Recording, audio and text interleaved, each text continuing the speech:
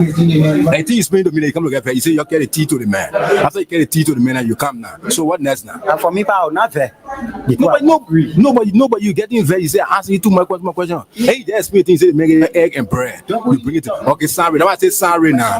Okay, sorry. If you Okay, I will not ask you the question again. Okay, sorry. when I give you answer now, then you. Okay. Explain again. I'm not asking you no more question again. Okay, let's go ahead now. Go to school. The English say I need the English. Okay, sorry. Now I say sorry now. Sorry. Say Ali, you take time. You take time. I'm taking time. Okay, sorry. Okay. Say I can take time to explain. Yeah. Okay. With a profound sense of gratitude and humility.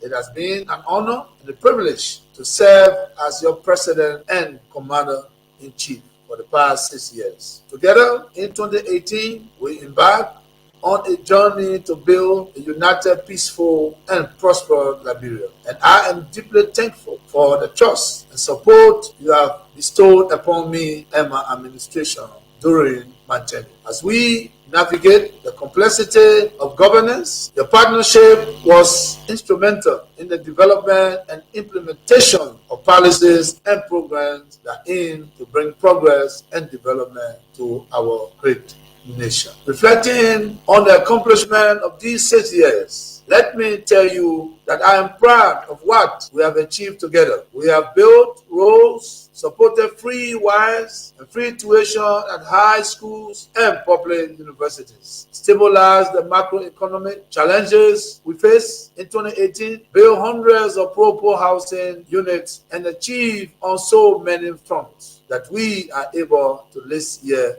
today. However, I acknowledge that there is always room for improvement, and perhaps more could have been done under different circumstances. Regrettably, some of the long-term projects we initiated did not reach completion during my tenure. I am hopeful that the incoming administration will carry the torch forward and bring these initiatives to fruition for the benefit of all Liberians. Fellow compatriots, rumors and misinformation have played a large part in our politics over the last 6 years. It is my hope we as a country will overcome this challenge over the next 6 years. To begin this, we must start with the facts of the transition. I must report to you that we are leaving behind a better economy than we inherited.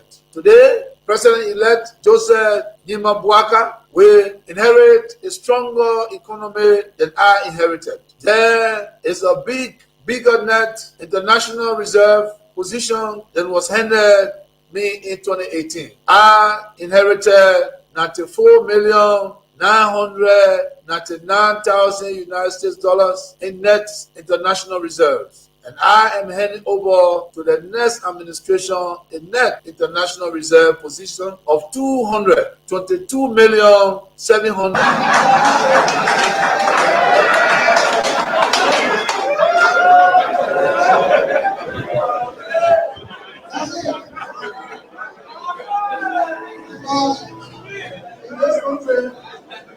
When you elect a clown and you think that he will be a king, what he does is to convert the kingdom into a circus. This is what we must deal with, and this is what we must say. Who do we elect into our public offices? Because, as I've said before, when you allow hyenas to take care of goats, why should you be surprised when the goats are eaten? This is the same. And Africa is only going to realize our potential in all areas when, by dint of choice, we enable and allow our best men and women to serve in different areas. I've heard it being said about Lee Kuan Yew in Singapore. I've heard it being suggested about Mahathir Mohamad in Malaysia. I've heard it being said about Japan. I've heard it being said about other countries, but there was a conscious decision on the part of those individuals and the followership. We always talk about leaders, but we never talk about the followers. The followers must also style up. Africans on average are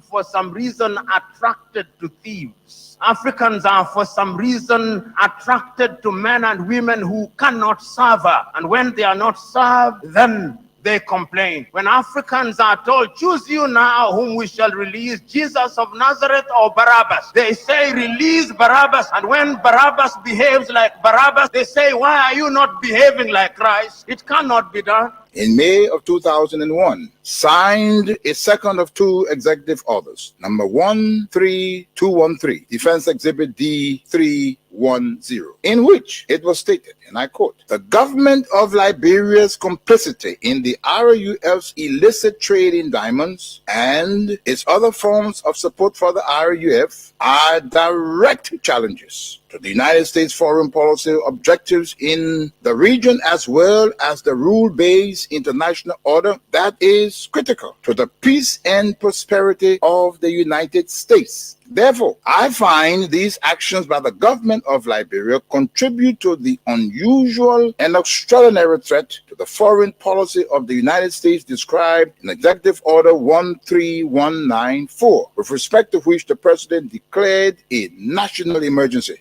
This executive order did not say the alleged complicity, it concluded the complicity. The conspiracy was born, all systems put into motion, and here I stand today. I never stood a chance. This is the broader contextual matrix that regrettably did not and still has not seen the light of day in these proceedings, despite the gallant efforts by the defense to unearth and reveal the contextual framework behind the charges against me. Now, with the two executive orders, the dogs were let out, so to speak. What followed was a dispatch of the attack pack led by Lieutenant Colonel David Crane, Defense Intelligence 30 years prosecutor. He, Crane, unlawfully unsealed the court's sealed indictment to his handlers, senior U.S. government officials at the U.S. Embassy in Freetown, and was never held to account. The rest of the operational team are Colonel Brandon Hollis, Defense Intelligence, CIA, U.S. Air Force, Senior Trial Counsel, and Armed Prosecutor. James C. Johnson, U.S. Army expert, 20 years on conventional and special operations, Chief of Prosecutions for the SCSL. Alan White, 30 years, Defense Intelligence, recalled from retirement to head up investigations at the Special Court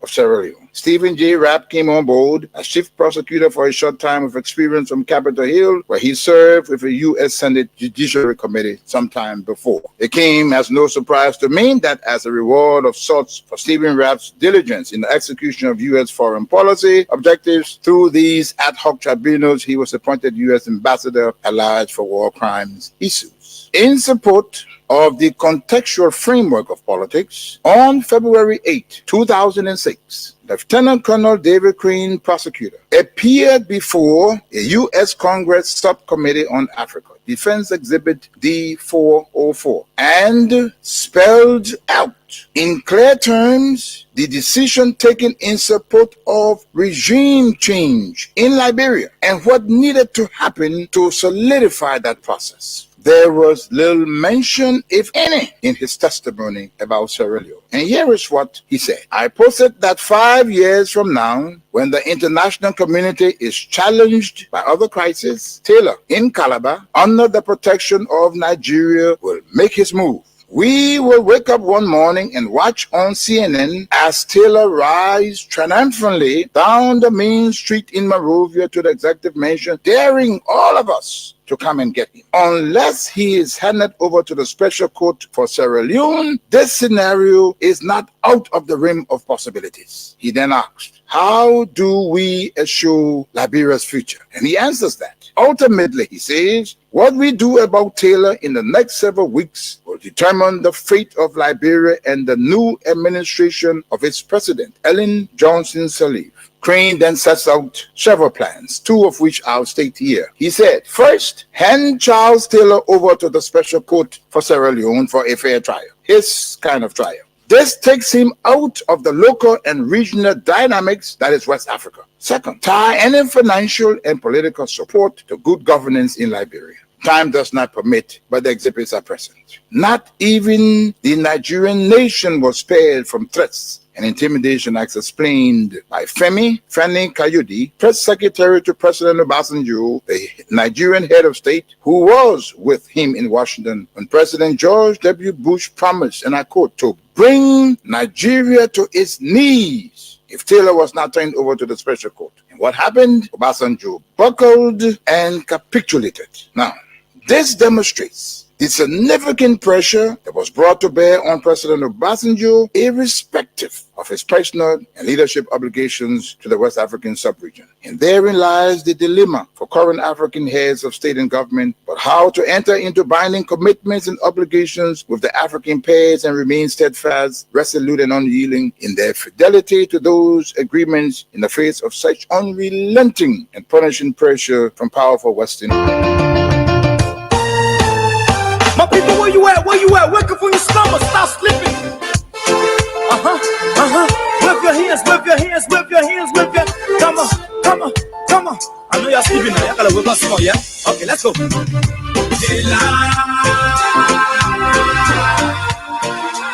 people who us, the people lie to us, the government betray us. So much. I said, they lie. The people who are so, the people lie to us, the government betray us. They get lies, they get steal, they lie. I said, we tired with their lies, we tired with their promises that led us to all our damages. We tired with that speech they preach indeed, and now unique they deceive us. The thing we saw, it frustrates us. So why did you lie? Why did you steal? Why did you allow the citizens to be? See, we just tell you that why we voted you. But you fool us, you screw us, you use us and little abuse us. So why? The government should lie. Why? But that's the question that we ask. They lie. People, where you at? Where you at? Wake up from your slumber, stop slipping. Whip your hands, whip your hands, whip your hands, whip your. Come on, come on, come on. I know y'all sleeping now. Y'all gotta whip us some more, yeah? Okay, let's go. They lie. The people fool us, the people lie to us, the government betray us. So much. I said they lie. And I know when you're sitting, reflecting on the pains that come along with the politics, the embarrassment that surround or occasion you being a public servant, especially so when you find yourself in the opposition bloc. What's happening here? The thing we saw, it frustrates us. So why did you lie? Why did you steal? Why did you allow the citizens to be? See, we just tell you that why we voted you. But you fool us, you screw us, you use us and little abuse us. So why? The government should lie. Why? But that's the question that we ask. They lie. Oh yes, and when somebody talk about peace, reconciliation as key verses that are supposed to drive growth, that are supposed to drive progress, either they drive progress or they project progress. But these verses are lacking of being undermined by the power of the day. The ordinary forces are left with no alternatives but to just look up to God telling you, brother. So and say, Father, take care of us. Into your hands we commit ourselves. Let me say a very, very pleasant good evening to all of you across the country. The government betrayed. Good morning, good evening, good afternoon, whatever the people crying. time is in your respective area that you are listening to us. Show your intention to the nation. Let me say a very, very pleasant good evening to all of you across the country. Good evening to those of you in the diaspora, our friends, our fans, our followers, our critics, and even those of you who do not like the things we say and the way we say them. It's good to have all of you joining us tonight on the Wednesday's edition of the show. Today is the 18th day of June 2025. This is Freedom Hard Talk. This is Freedom FM. This is 87.9. And we are broadcasting to you live from Carey Street in Monrovia. A confirmation video surfaced from the grounds of the court on today, where John Yanti is revealing for himself for the first time. Retire with the promises. We're going to play you that recording. The recording corroborates Indeed. the accounts that were given by his sisters or his relatives on yesterday. So why does you And so we will play you the recording. It's a video, so you will see a face. They will get that AR. tell you? That why we both tell you. I have noticed something, and we're going to have a conversation about that. Use us a little on every. Investments in the country or investors are being harassed or attacked But on a daily basis, and these attacks are interestingly coming from some key government officials. the people fool us. The people lie. No one to trust. And I'm concerned because when these investors are chased all of this country, I'm telling you, brother. it increases poverty, Where are the roads? it increases unemployment, The phone, but they too because those who are employed whether full-time or on a contract basis tired. You see the will lose their jobs, I'm a betray. They have enough for time, but yeah, they all in the interest of politics. no work. But Today I came across a video on the BBC social media page in your mission, your intent. of our president, Mr. Joseph Yeman Boaka, Nothing. giving a justification for why he is riding private jet. The question that we ask. And I found that very interesting. I'll play you the I think it's less than 1 minute recording. Was the people last us. The government betray us. Power, authority, leadership, I said they lie. commitment, sincerity. The people fool us. The people lie to us. So yes, we will focus. It's a mixture of politics and business today. Politics, business, investment. And so very shortly, we take a break from our sponsors, Scrum Stopper Liberia and Yanjing Beer. When we come back, we welcome all of you to the only political fellowship on radio at about this time. And just after that, we run into our discussions tonight. To allow the damages. We tired with that speech they preach indeed, and now you need to deceive us. The thing we saw, it frustrate us. So why does you lie? Why does you steal? Why does you allow the citizens to be?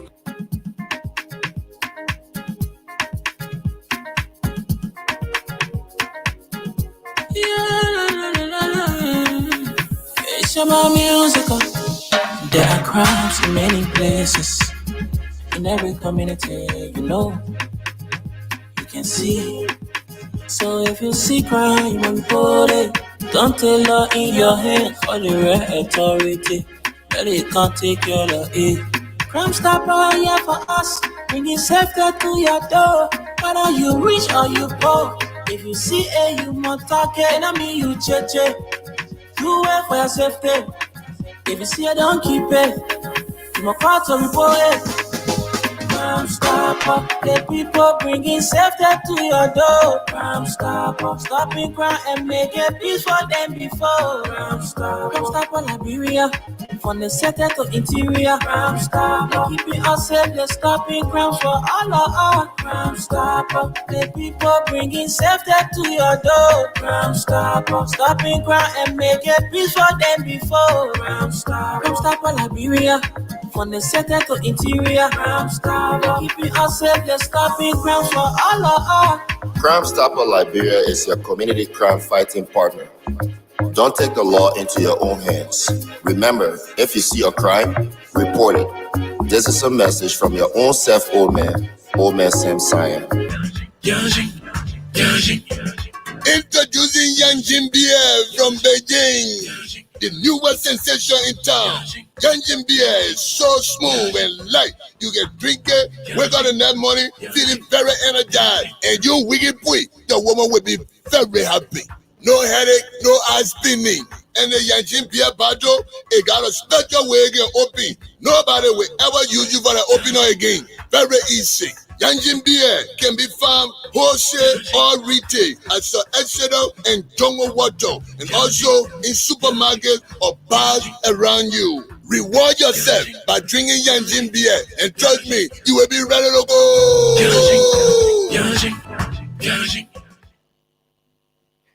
Okay, so let's move on to our social media page, Facebook Live, and welcome all of you who've joined us tonight.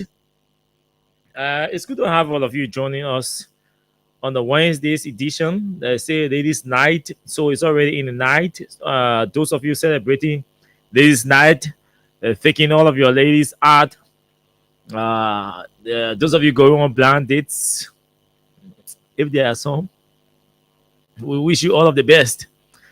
Honorable JD Williams, welcome. Prosperity, Mohammed, Sebastian, Kakaba, Yasa Sharif, CDC Pape, Success Keita, Avin Sombon, welcome all of you to the show. Odell Gibson, what's up? What's up? Christopher is also joining us tonight from Magibi.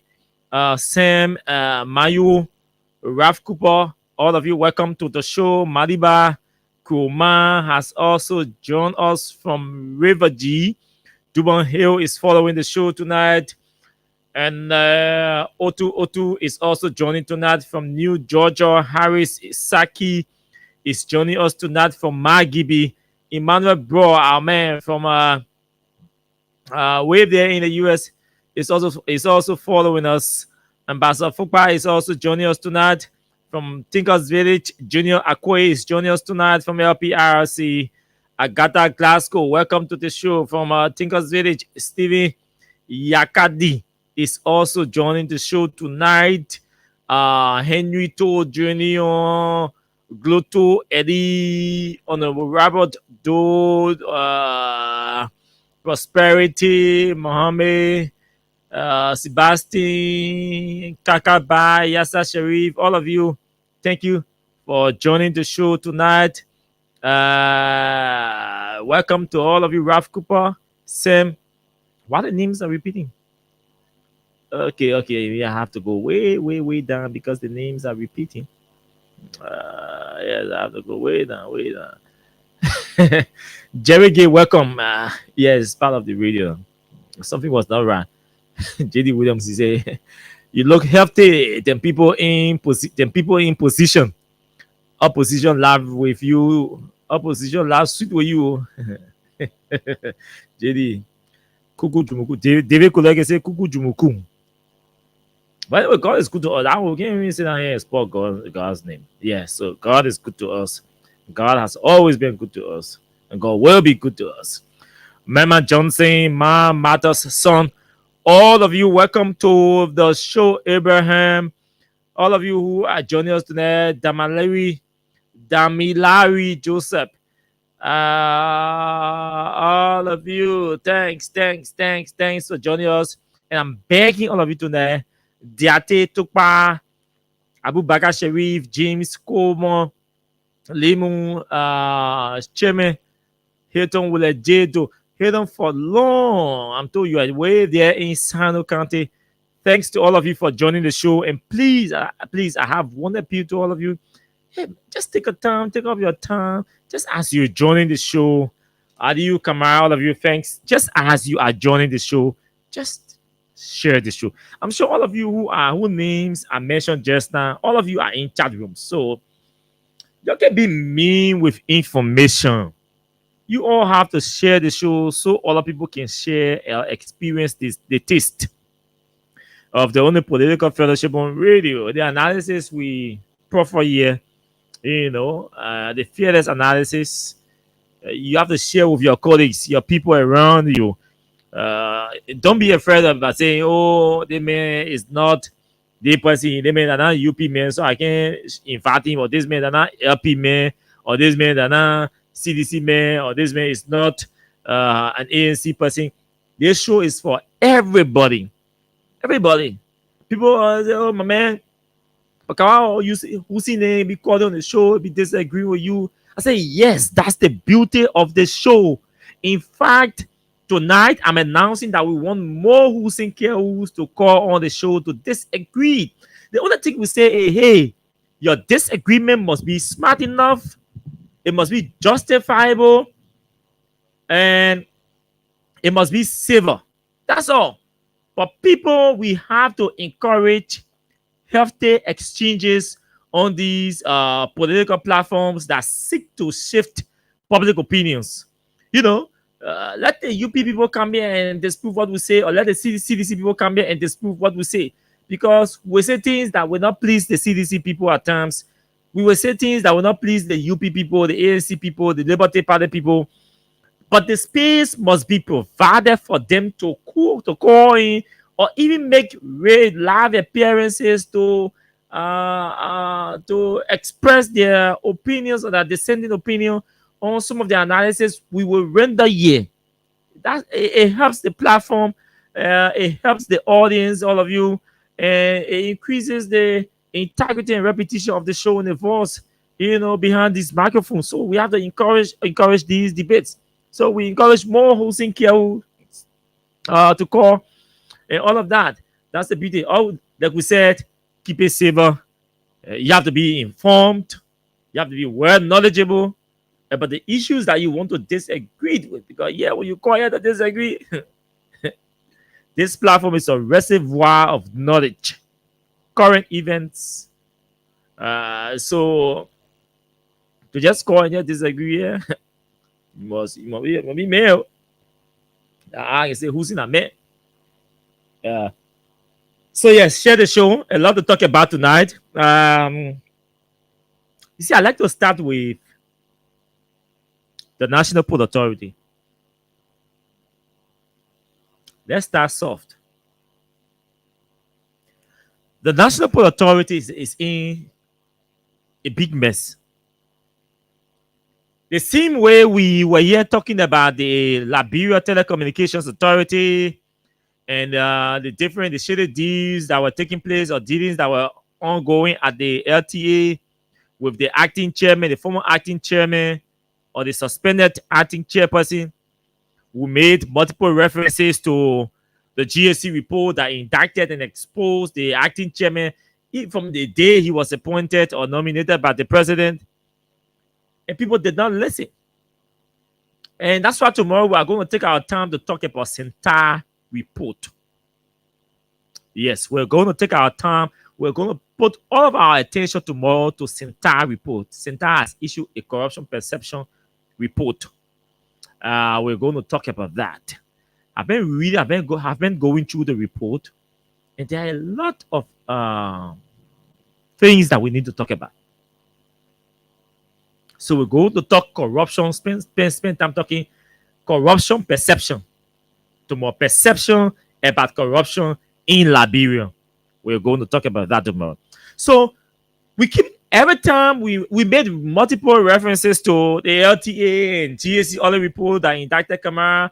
The president decided to take action at the time he wanted to take action. These things undermine good governance. These things tarnish undermine the morale, the reputation of the country.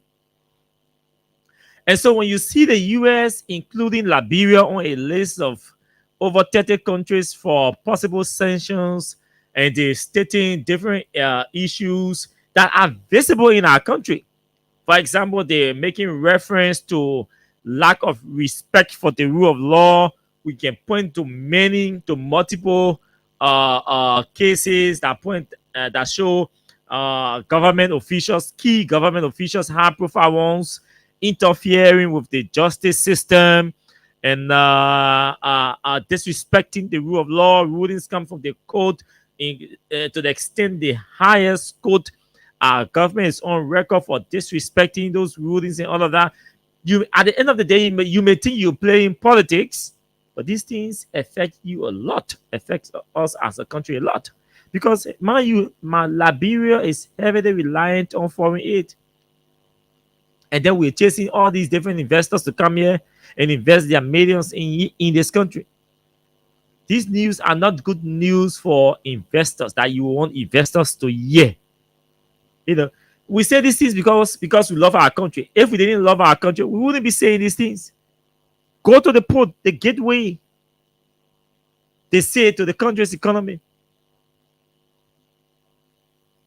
Or you see a bundle of inaccurate information. You see fields is raining now. Enter the port tonight or tomorrow in the day. So mud. The mud all spilling all over the place. Spilling all over the place.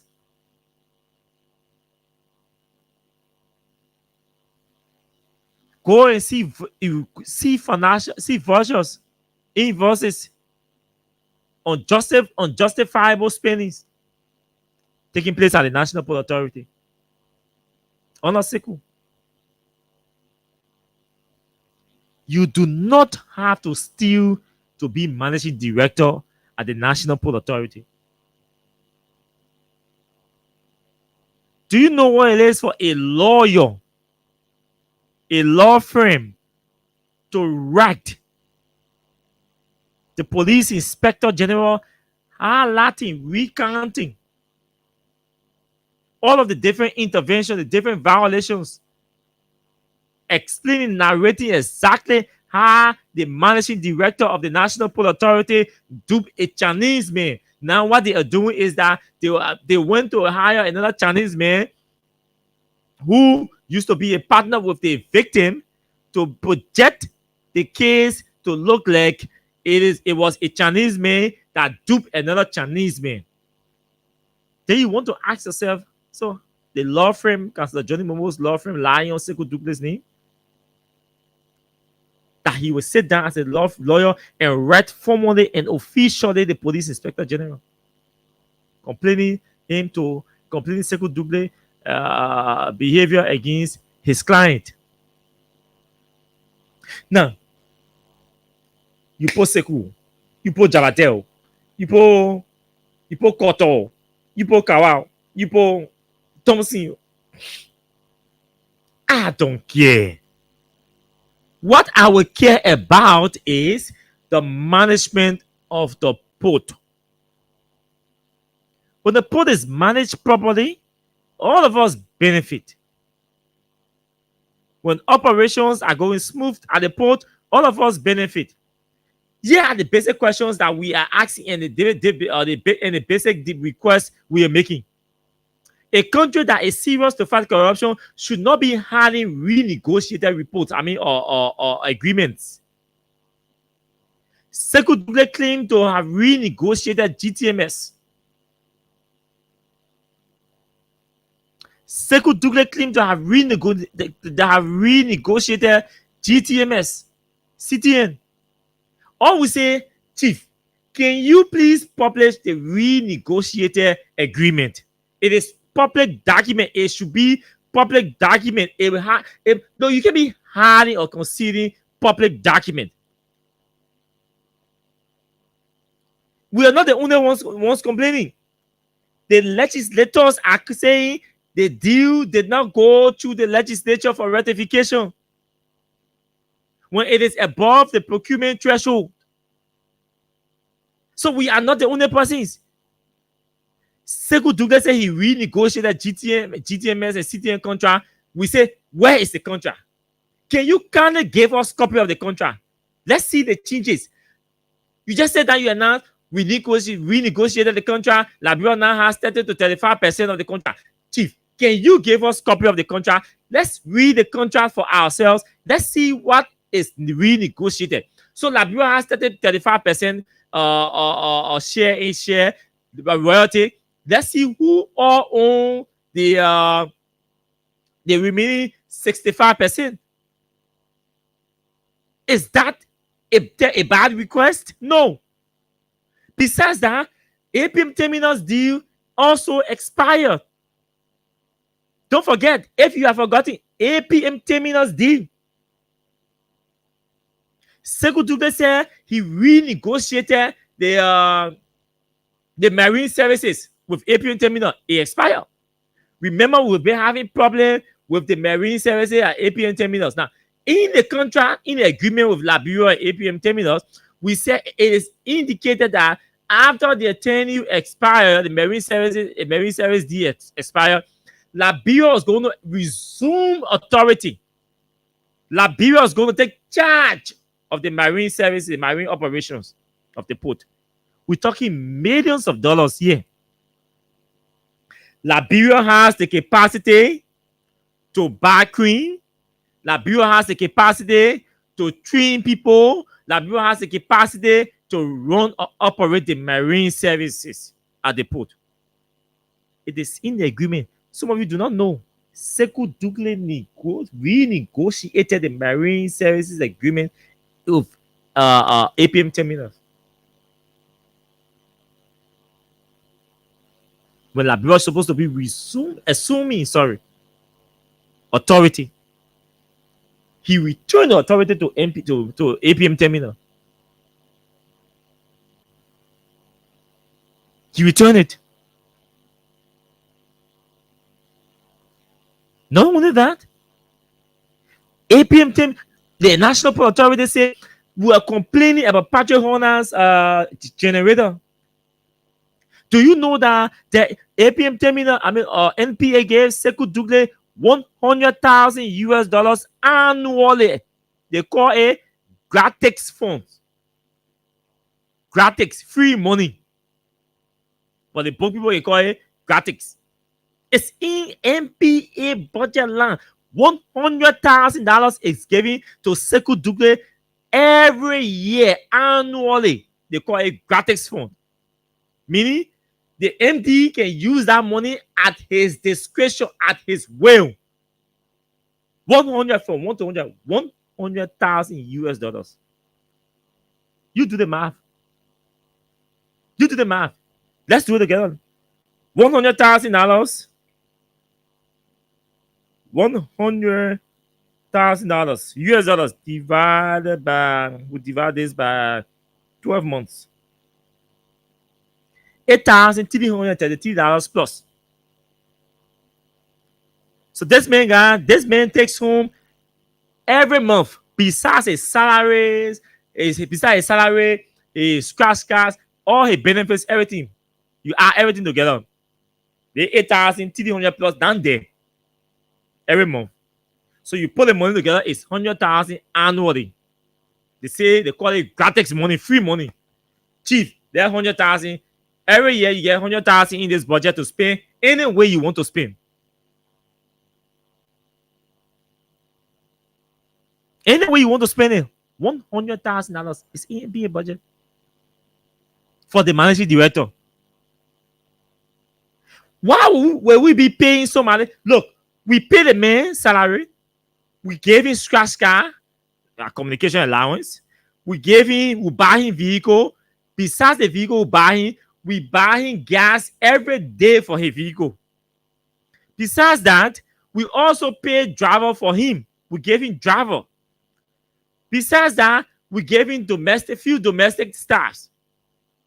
The nurse to your house and all of that. And paid him.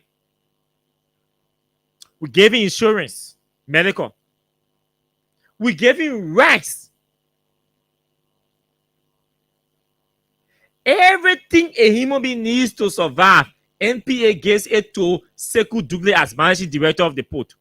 Besides his salary, they give him scratch cards, they give him gasoline, they give him vehicle, they give him driver, they give him coke, and all of that. They give him security.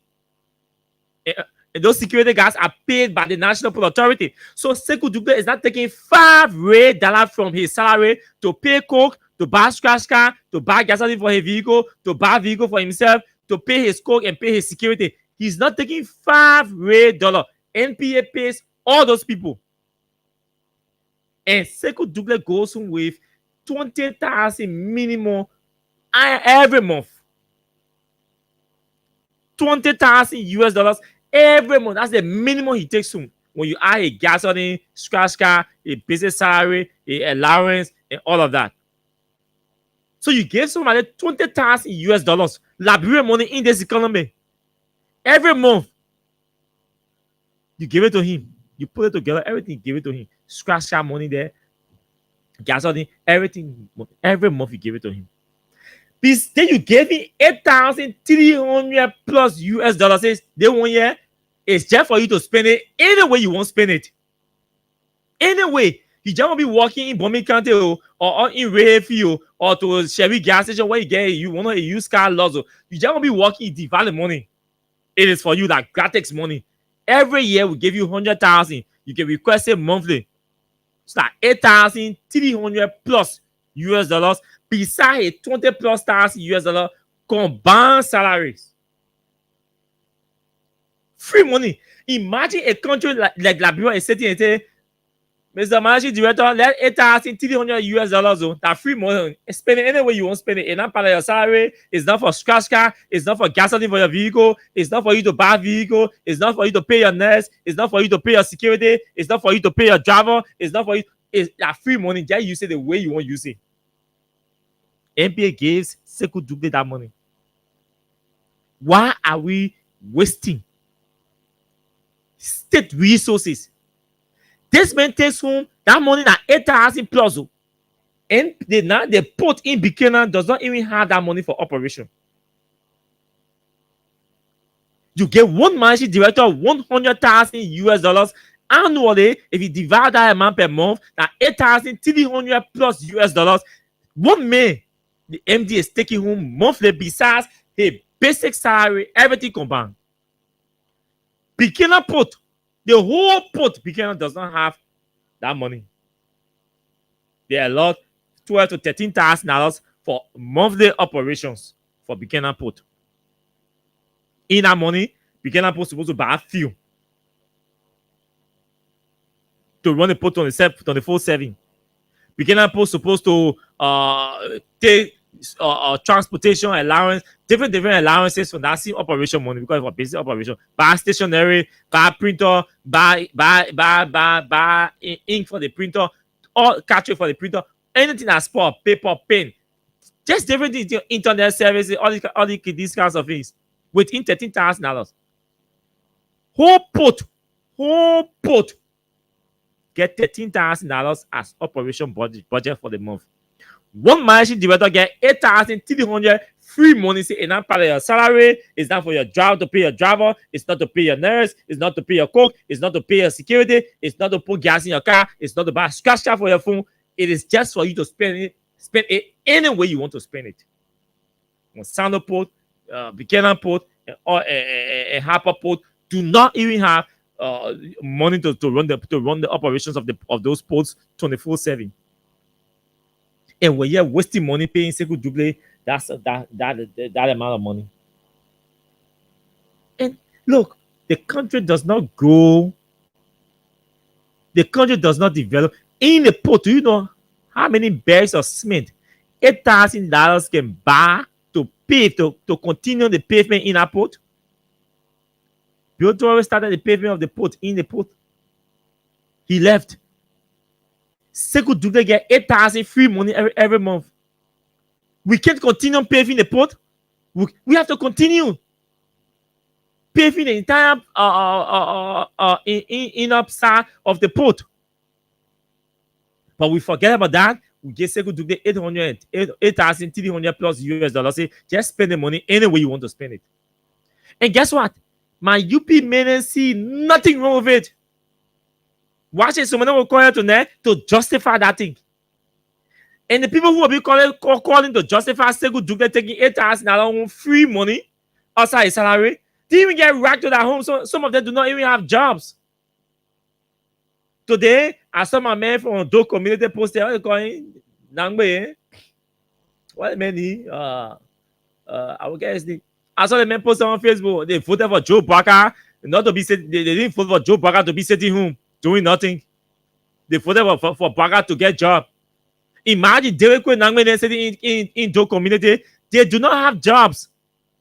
Those are the real mujahideens of the Unity Party who fought and stood with the Unity Party in the ring, doing the song. David Quinn Nangme stood the test of time. They go and left the Unity Party and go to the CDC because they have friends in the CDC who could have helped them for political reasons. But they stood the test of time. and they will have to go to social media to cry for jobs. Dole community is right in the operational facility or within the corporate social responsibility spheres of the port. All the port managers, since I have known myself, all the port managers that I have known, they went to community in Clarendon and all of Jimmy Carroll to implore people from the communities.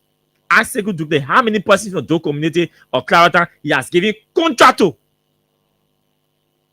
So then let's open the land for Dole community and Clarendon and Jimmy Carroll and Belema and other places. Let's open the land to that. Let them call. To say, oh yes, I know that Jim Wiame for Dole community, Sekou Doumbé employ the person as on full time or as contractor. Open the land. They will call, let them call. The communities that are hosting the port, let them call. I can sit here and call names that I know that Bill Torre employ, that Matilda Parker employ at the port from Dole community, Clarendon. So they stay in our port. How many persons Sekou Doumbé employ? I don't want to sound tribalistic or all of that. But how many persons employ from Dole community? Even his own tribal people who are not related to him are complaining. All the people, he said, all the Mandingo people Sekou say he employ in our port, other friends or family members. I'm telling you, you can have Mandingo friends. I know Mandingo friends that went to Sekou for help. Sekou refused to help them. He refused to help them. So the Mandingo people or the Muslim people he employing the port, he's not employing them because they are Mandingo people or Muslim people. He's employing them because they are his friends and family members and relatives. That's how wicked and desperate and selfish and arrogant this guy is. You think that kind of man putting over serious place like the National Port Authority? You take that kind of man and place him over serious place like the National Port Authority. People have resigned from the port. Go and ask some of them why they resign. Sekou Doumbé did make 2 months of the port. A controller resign. Have you? Some of us have been able to speak with people who have resigned from the port. They tell you dirty things. And we don't keep these things. We come to the public and speak them because we do not have access to Joe Boakai or his Minister of State. But these people listen, they follow. They take no action, they do nothing. People, unity partisans are unemployed. They had to go to Joe Boakai house to protest. Some of them had to go to the Vice President house to lobby for jobs. The youth Congress, they call a press conference. There was a serious tussle between them on ideological issues, complaining about jobs. Sekou Doumbé, do you know how many persons $8,000 US, how many United Partisans $8,000 US can pay every month? That's the money you take home as gratics funds. Say gratics. $8,300. Divide that money by 20 persons and see how much each person will take home every month. Let's assume Sekou Doumbé will employ 20 persons just within United Party youth circle. Say youth send 5, the exonerate people send 5, the women send 5. That's 15%. We say, okay, the balance 5, let's go to the national leadership. Let's go to let's see the National Youth Congress. Because you break them down into the 15 counties and all of that. Let's say you will employ 20% from the Youth Congress. Divide 8,000. Divide by 20. I mean, each person will walk away with $400 every month. If you break that money down into 2, it means you can employ 40 young people from the Unity Party and pay them $200 every month.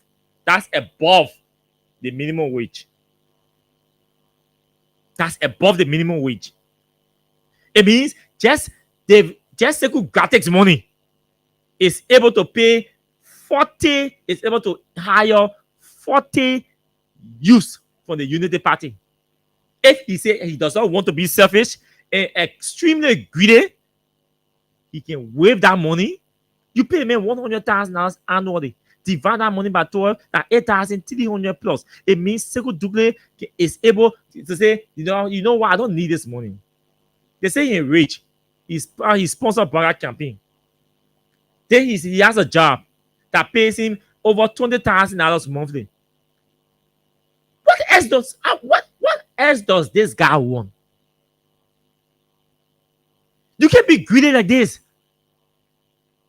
A decent character will say, no, these young people, these Unity Party young people, they really stood the test of time with Joe Braka. They campaign with us.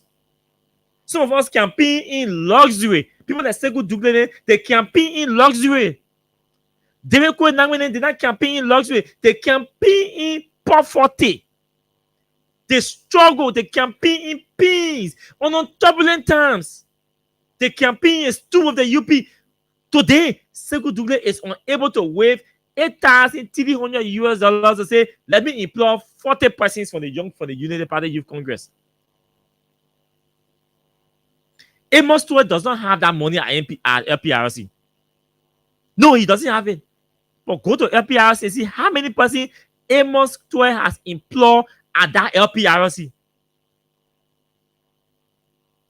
He doesn't have that money in LPRC budget to say, the first thing, the managing director at LPRC does not have extra money in the budget for him. Say, I gotta take money. Per my investigation in Liberia, NPA is the only state-owned enterprise.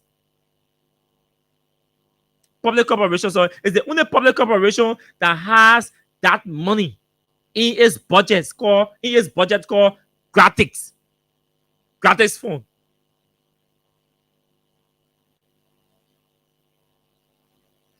Perceive all of them to be corrupt. And go there and see how many Unity Partisans they all have employed. Go there. UP people themselves will tell you that Amos Tuohy has employed a lot of them. UP people will tell you, yes, this other party, a few of them are prioritizing employing Unity Partisans, young people especially. Ask Sekou. Amos does not have 100,000 in LPRC budget as Gratic money. But he has employed more Unity Partisans than Sekou, who has free $100,000 in a budget. Say, do anything you want to do with it. They call it Gratics. Both people call it Gratics. But it means do anything you want to do with it. Spend the money any way you want to spend the money. Spend this money any way you want to spend the money. You can even redirect the money in the NPA budget if you want to do it. The money is meant for you to be spent at your will. So you can sit down and say, I'm redirecting the money to another budget line to HRO. Yes, the MD can say, I'm redirecting this money to HRO. Mandating HRO to hire additional 40 persons. That one inside NPA, you can play your politics and you bring your UP young people. And see what UP young people will be calling press conferences and going to Facebook and to start and crying for jobs, crying for no employment and all of that. That's how you empower young people who stood with you during your turbulent political terms. But Sekou Doumbouya, Mr. E.O., Mr. Arrogant, Mr. No More, Mr. Everything, Mr. Greedy God. So everything for him should go in his stomach. Mr. Greedy God. And you call him Mr. Greedy God. Mr. Greedy God, he wants everything. And look, all you Unity Party young people who can be on Facebook defending Unity Party, some of you know Unity Party. You guys are strangers to UP. You guys are strangers. You guys look, Liberia and the world has transitioned to a level where politics is played with dignity, with respect for personality. So you can't still be playing. Yeah, you can play a Mujahideen role. Because there are all these mujahideens in these political movements, different movements. You can play that role, but it has to come with high moral rectitude. You have to play in a way where people will respect your personality and treat you compared to them or at a level that will distinguish you from people who did not go to school. You sit down, group of Unity Party young people, they sit down, eating their show. They have the capacity to employ you, to give you jobs. Even on skilled jobs, they have the capacity to give it to you. But guess what? The CSSA, they want no unskilled people in the service. So all of you who do not have skills and who do not have skills and you do not have a job, CSSA no, they know you're not getting job. Those of you who do not have skills and already in the service, CSSA they're coming for you. They say they're not providing training for you. They are not providing your skill on the job training. They're rooting you out of the system. So, my man, they were going away. All of you United Party young people, yes, you got reason to cry. But how long do you intend to cry without acting? How long do you intend to cry without acting? How long do you intend to cry publicly and still come publicly to defend the very system that is strangulating you? How long? How long will you cry for job publicly and defend the very people who are oppressing you and suppressing you, denying you job opportunities? How long?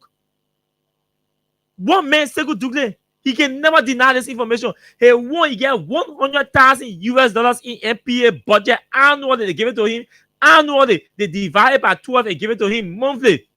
If you do your math, that's $8,333 plus. A decent man can say, even if he won't be greedy, he can still say, you know, having the money, I will take 4,000 for myself. Then about 4,000, I will redirect it to HR and bring some UP men from the party headquarters, some UP beginner from Togo community, some UP beginner from Bedeman, some UP beginner from Jimmy Carroll, Stoughton Creek there. All those communities that are in that find themselves in the operational area of the port. But they will go a Unity Party man from right in Togo community crying for job when Sekou Dougle taking $8,333 as free money, as do anything money, do anything you want to do. Just didn't touch me. That's why I decided to start the show with this conversation. And every day we come here. People will not say tomorrow, oh, you did not talk about it. Every day we come here, we will talk about Sekou Dougle. Every day we come here. We'll talk about the things that are happening in the port, including the good ones that are happening there. If they are good ones, we'll talk about them. If they are good ones now, you have not heard any good thing that happened in that port on Sekou Dougle's watch. All they're doing, spending money on social media people saying that in the diaspora and writing trash, writing lie, misinformation and disinformation that these things are happening at the port. They're not even in Liberia. They tell you what's happening at the port. They tell you who in Liberia. They are sitting outside. They say they are in exile, and they are telling you who you are sitting in Monrovia. Using the port, they are telling you what is happening in the port. Does that make sense to any young person? Should that make sense to any young person?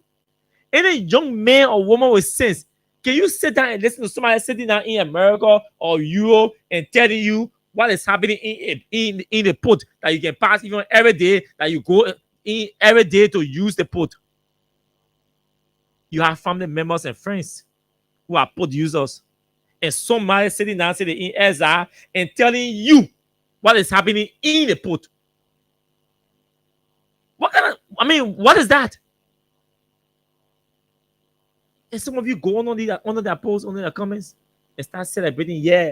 Yeah, God, Joseph Boakai is achieving. The port is doing well. The port is not like before. As if to say anything has changed significantly in our port. The port is a mess. Speak with employees. It's a mess. Nothing serious is happening down there. I told you yesterday when I left the show, customs, the number of custom brokers that call me. The number of custom brokers that call me when I left the show last night. Good that they were listening. All of them confirmed exactly what I said, and they provided additional information to me. They said, Austin, everything you said about the operation of the port, that whole thing, Sekou Dougle go announce say he has increased the operation of the operational hours at the port. He said, all that thing a lie. They say everything you said about custom office and the banks, that's true. Because we have custom office in the bank, when custom offices are closed, when the banks are closed, we can operate the operation in the port will close. So if the banks are closing 4 o'clock in the port, which is not the case because the banks can close 2 o'clock. If the banks are closing 2 o'clock in the port, custom offices are closing 4 o'clock in the port. How do I continue outside at APN terminal finish releasing 4 o'clock? NPSA, the operations are extended to 9, 10 o'clock in the night. It means I'm supposed to APN terminal chairman continue over to the port. I'm supposed to be able to go to custom for clearance and go to the bank and pay money and go to ISPA. They review my custom paper and they put my continue outside 8 o'clock.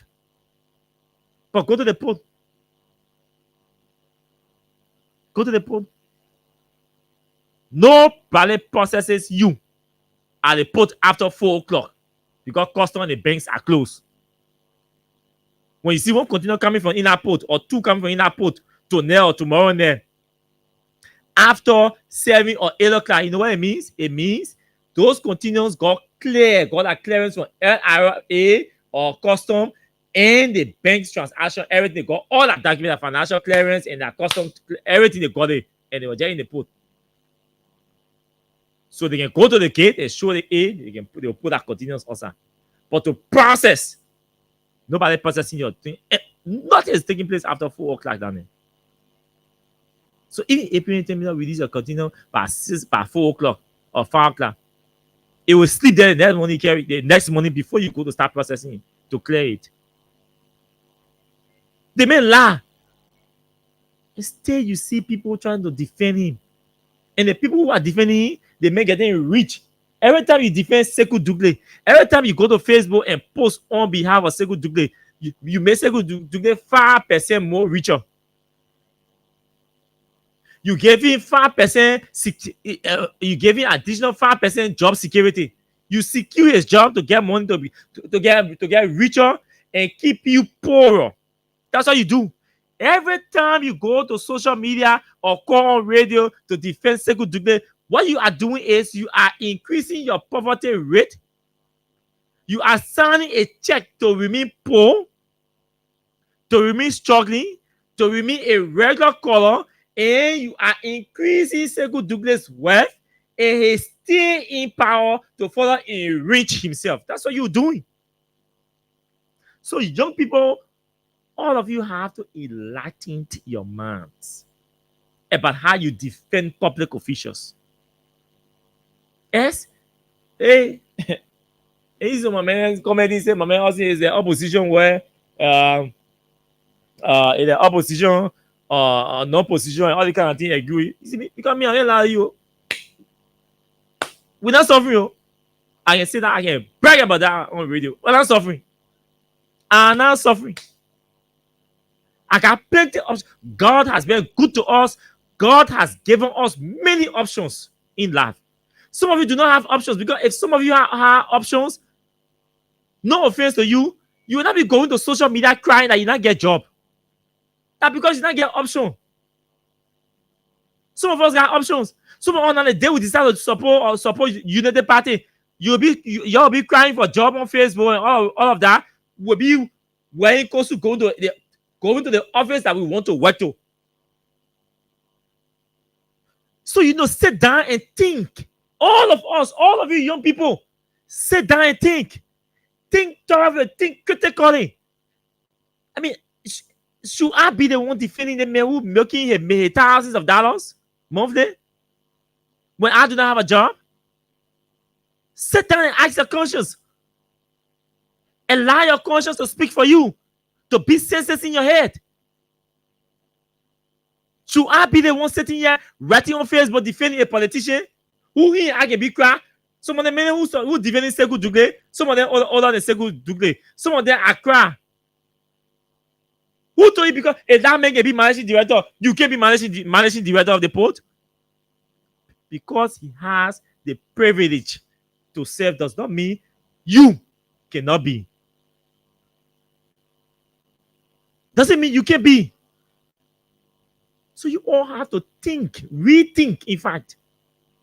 I say don't be UP person, but be UP person with quality. Be a UP young person that the very UP people will respect you and distinguish you. See university people in the party and crying publicly for jobs. That is a disgrace and an embarrassment to you. Imagine your girlfriend. And the young guys are girlfriends. Imagine your girlfriends reading to or strolling to Facebook and seeing you crying on Facebook for job. But you think your girlfriend can be sitting down or you sitting down on Facebook crying for job? Some of the very people who are denying you job opportunities, just try your girlfriend and say, you know what I mean? Go to the pool. That's a good Dougle somewhere. Go to the pool. Go call him. He will answer or send WhatsApp text. He will reply to you. Say, tell him say you want to talk to him. You want job. That girl will come out with contract. They will get job and you will not be having jobs. They prefer employing your girlfriends or they getting your one in a party. They prefer employing the employer. Especially that one sitting down at the port called Sekou Dougle. I can't wait to get a list of the new female employees and contractors at that port. I can't wait. My soul said they will give it to me. I can't wait to get it. Yes. My source is compiling the list of all the females who were employed in the port since Sekou Dougle took over. They say, not joke. I can't wait to get that list. I hope I can get that list this week or latest next week of all the new females that were employed. They were quite I'm going to say in the community crying for job. Sekou Dougle employing her girlfriends, her girlfriend's friends, her girlfriend's sisters, and all of that. You have to rethink, young people. This country should be your country. The time you can cry a battle cry is part of the taste, the extra taste, the experience that come with being young people in political parties. Nobody saying don't cry battle cry. Nobody saying don't support Baga. Nobody saying leave the political party. But be in an institution for a reason, for a cause, for a purpose. And your expectation must be met. The only reason why Joe Baga contested to be president is because he wanted a job. The only reason why you see all the people, the United Party leaders, they picked their jobs. They decided where they wanted to go. Why do you think they wanted to go to those places that they decided and insisted that they wanted to go there? Because there's no money there. They want more money. Patrick Honor did not take job until they succeeded in suspending the commissioners at LTA. Patrick, but you can go here as deputy minister. No, I don't want to. I won't go LTA. I will wait. Sarah Segment, but you can go here. No, I will wait. I won't go NAFA. They will you go or you can down. They will suspend Emma Glasgow. We will take Emma Glasgow for down there. That NAFA, I won't go. Sarah Segment was sitting down, enjoying. He said, Theory. He said, I don't want no deputy minister of youth and sport. I don't want no deputy minister of agriculture. I don't want nothing. I sitting down. I won't go to NAFA. I said, I will sit down and wait. He sat down. He waited. They say in there. Patrick said, I will sit down and wait. I won't go LTA. He waited. They succeeded in removing those people. They say the people selected their jobs. And all of you sitting defending them. The one man said at MBA, he's stealing. They gave him grab money, free money. They make 100,000 free money. He's still stealing at the port. And mismanaging. Look, we pay people to manage properly, to govern well. That's how we pay people healthily. They gave you healthy salaries and benefits, and then you still not governing well. You are still mismanaging the port. There are still issues at the port, complicated issues, management issue, administrative issue at the port. So why are we paying these huge sum of money to these government officials when they are still mismanaging and misruling? Why are we paying them? It doesn't make sense. Yeah, it doesn't make sense. So it just does not make sense at all. So we'll come back here every day. I tell you, every day we on NPA for the good reason. Listen to our president, Joe Walker. I need you to listen to Joe Walker. Listen to Walker. Listen to our president. Listen to President Walker. Okay.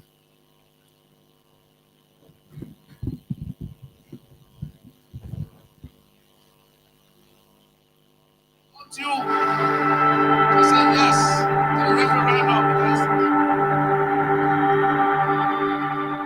Do African leaders like yourself have an idea of lived experiences of the common man or woman? If anybody who is knowledgeable about a common person, that's the person sitting right. Okay, so let me try to interpret to extend the question to you. For you. Corruption is a poison in this country, and we are going to deal with it. This is a government that is serious about service to the ordinary person.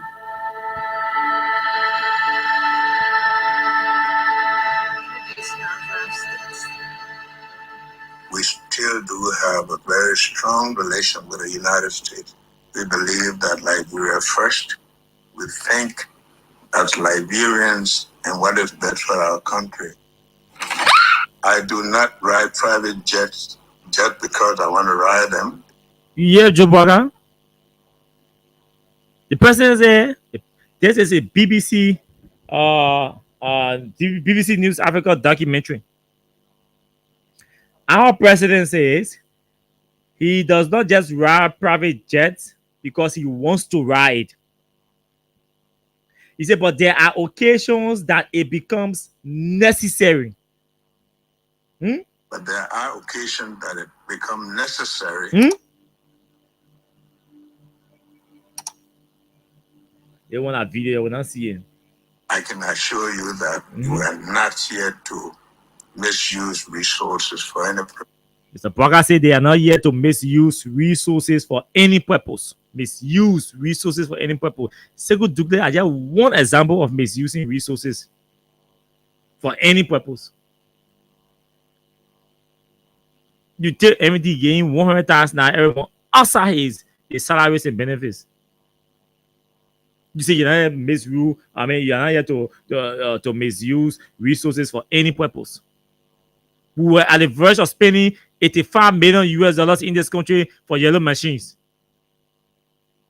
That today, within the twinkle of an eye, they say they reduce the money to 22 million. Nobody is being investigated. Nobody is being punished. Nobody is being questioned.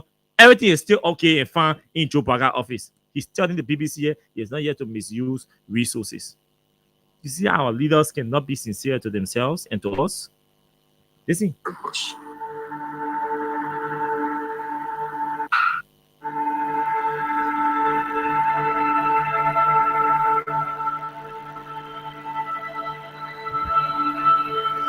I want you to say yes to the referendum. Do African leaders like yourself have?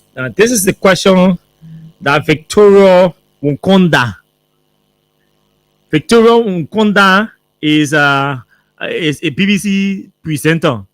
She normally presents Newsday, BBC Newsday. So listen to the question Victoria Nkonda asks Mr. Bwaka. Vic is asking Mr. Bwaka, do African leaders like yourself have an idea An idea of lived experiences. an idea of lived experiences of the common man or woman? Does he have an idea of lived experiences of the common man or woman? What it means is that, Mr. Barker, have you experienced people fetching water from the creek? Have you lived experiences? What people are experiencing now, Mr. Barker? Did you experience it? Did you live a life where you had to sell bread, shop bread to go to school, or sell cold water to go to school? Do you have that experience? Did you live a life like this before that the ordinary Liberians are living? Going to the well to fetch water, drinking water, not having access to pond to save drinking water or to pipe on water, going to the creek to take bath, all this, going to the bush to cut wood, to burn coal, selling coal. All the lives that the ordinary people are living. That's the question Victoria Nkonda is asking Joe Barker. You have that experience. Listen to his response. Listen to our president's response and compare it. Do a comparative analysis to what Mr. Barker is doing in our country. Eh? Listen. Of the common man or woman. If anybody who is knowledgeable about a common person. So Barker said, if anybody who is knowledgeable about the common person, that's the person sitting right before you. Corruption. He's the person sitting right before. He's the person sitting right before. If anybody is knowledgeable about the lives, the living conditions of the common people, he lived, meaning he's admitting to Victoria Nkonda that he lived that life. That the common citizens, the common people are living today. So Mr. Barker already finished admitting that he's aware of the situations in our country. Eh? Listen, he went forward to say this. The poison in this country, and we are going to deal with it. This is a government that is serious about service. Oh, sorry. Idea of lived experiences of the common man or woman.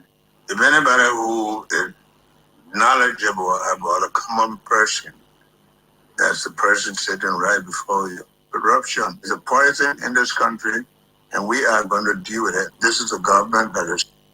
Baraka Kamado used corruption as a poison. He said corruption is a poison in this country. And he's going to deal with it. That whole interview. I downloaded this interview. It was posted on the BBC social media page. One minute. 1 minute ago. I downloaded that old video. 2024 finish passing. Mr. Barker is still telling the BBC that he's going to deal with corruption. Eh? And we all here we seeing that Barker is doing nothing to deal with to tackle corruption. Right? Amen. Oh, yep.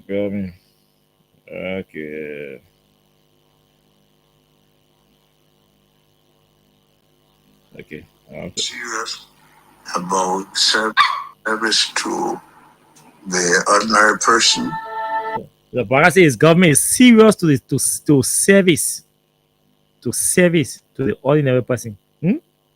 Listen to him. That's the person sitting right before you. Corruption is a poison in this country, and we are going to deal with it. This is a government that is serious about service to the ordinary people. The ordinary person. Now, you are the ordinary persons. Honor my voice tonight.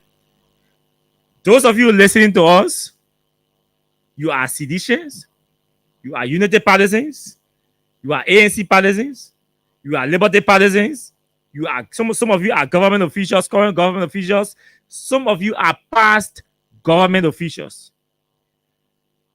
I'm not going to say anything about this recording. When Mr. Barker or when a government is doing something, when a government is doing everything, making effort, significant strides to address your living condition, to address your poor state, to address poverty, to fight corruption, the ordinary people will feel the strides that the government is making, because there will be effects that will trickle down to the ordinary people. There are physical indicators. Economically, there are physical indicators that you don't need economists to point to that will explain growth or progress. You don't need literature. You don't need narratives. Verbal statement or verbal lectures or narratives. You don't need them. You don't need Transparency International or Center to issue one corruption perception index. You don't need those people to know whether the living conditions of the people are improving. Physical realities on the ground. You will start to see things, prices will drop, especially the prices of basic commodities will drop. Food and other accessories and other basic essentials will be cheap and affordable. How do you know that something is cheap and affordable? You must have purchasing power. When you don't have purchasing power, you will know a cheap or expensive. Everything will be expensive to you. Everything will be expensive to you if you do not have purchasing power. You don't have power capacity to buy basic goods and services. Either because you do not have fixed income, or you do not have a salary that can show up for your needs. So everything will be expensive to you. But look, listen, when your government can create job for you and provide an economy or an economic condition that you can live within your salary, that you can buy your back or your basic needs within your salary, it's called affordability. Meaning you can afford. But we want to look at somebody working. Say the man working. We have 20,000 civil servants. Today we have 40,000 civil servants. Then ask yourself, did they say that's progress? No. Economically, that's not progress when you're doing statistics. That's not progress. That's not measure progress, because more people employ, so you think making progress. Yeah. How many persons have the capacity to live within their salaries? The 20,000 persons employed, what are their salaries? You pay everybody, you pay everybody $200 US every month. The least person in Liberia making $200 US. Let's assume. They give them that age. Say, UP government paying everybody $200 in the country. Take your $200 salaries. Your $200 salary. Go to the supermarket, or don't go to supermarket, because they will say supermarket cheap. Expensive. Go to dollar market or retail market. Go buy your rice, your chicken soup, your oil gallon, and everything. Besides that, you have to pay your children's school fees within the $200. When you go to buy your rice, the least you pay for the rice maybe like $18. It means you are left with $78. $178, sorry, because $200. So if you spending $18, so you're left with 100, I don't know math to so you're not so you don't something. So you're left with $112. Sorry. You left with $112. If you finish spending 18. So the $172, yeah, the $172 you left with. See, if you're spending 18, that $172, you go, if you're buying Rezo, you gotta go buy one oil, maybe $1,500 for 1 gallon of oil. Or if you can't afford, you won't buy oil because your money is small, you gotta buy oil by retail. But it's risky, because you could buy one bottle of oil today and you go and pay school fee, spending one, you may not have money to buy oil tomorrow. So people buy in stock. They buy the oil that will carry them for 1 month, buy the rice, carry them for 1 month, buy that different things, that chicken soup and everything to carry them for 1 month. So you do your calculation. If you didn't spend maybe $70 or $75 out of your $200 salary, but now once 125 left. Maybe you're a Christian, so you gotta go pay tax. Maybe you're a Christian, get some Christian, I can't pay tax. But those of us who are Christian and believe that paying tax works, your $200, you gotta go pay tax. So you take your $20, you get 10%. Put your $20, you take your $20, go and give me the money. Now 125, you take your $20, but now $105. Can $105 afford? Can $105 pay school fees in this country? Assuming you only have one child. Can $105 pay school fees? The answer is no. The answer is no. $105 cannot pay school fees. And now, what are your? There are fundamental rights. Certainly, there are fundamental rights. It is compulsory that you must have. You must be entitled to them. You are entitled to life, to shelter, to education, to health, to clothing. Those are basic necessities. You can't go without them. They call them needs. You need them. There is no way possible you can live without those things. You can live with all clothes. You can wear clothes. How you go outside the world also? So you need those things. You can live without food. You must eat. You can live without water. You get water to drink. You get water to table. You will die. Because if you get water to table, you don't get water to you get water to drink. You don't have water to take back. You'll be stinking dirty among people. So you can go without water, food, this basic shelter. You need money to pay house rent. I didn't put house rent in the $105 left in the salary. So all these things, shelter, medical, all these things in your $200. At the end of the day, the money becomes infinitesimal to cater to your needs. What do you think the people will say at the end of the day? The country, they say, we not even making money. Say, I was making me a photo, to show our responsibilities. Economically, you have not made progress because the salary is not addressing anything.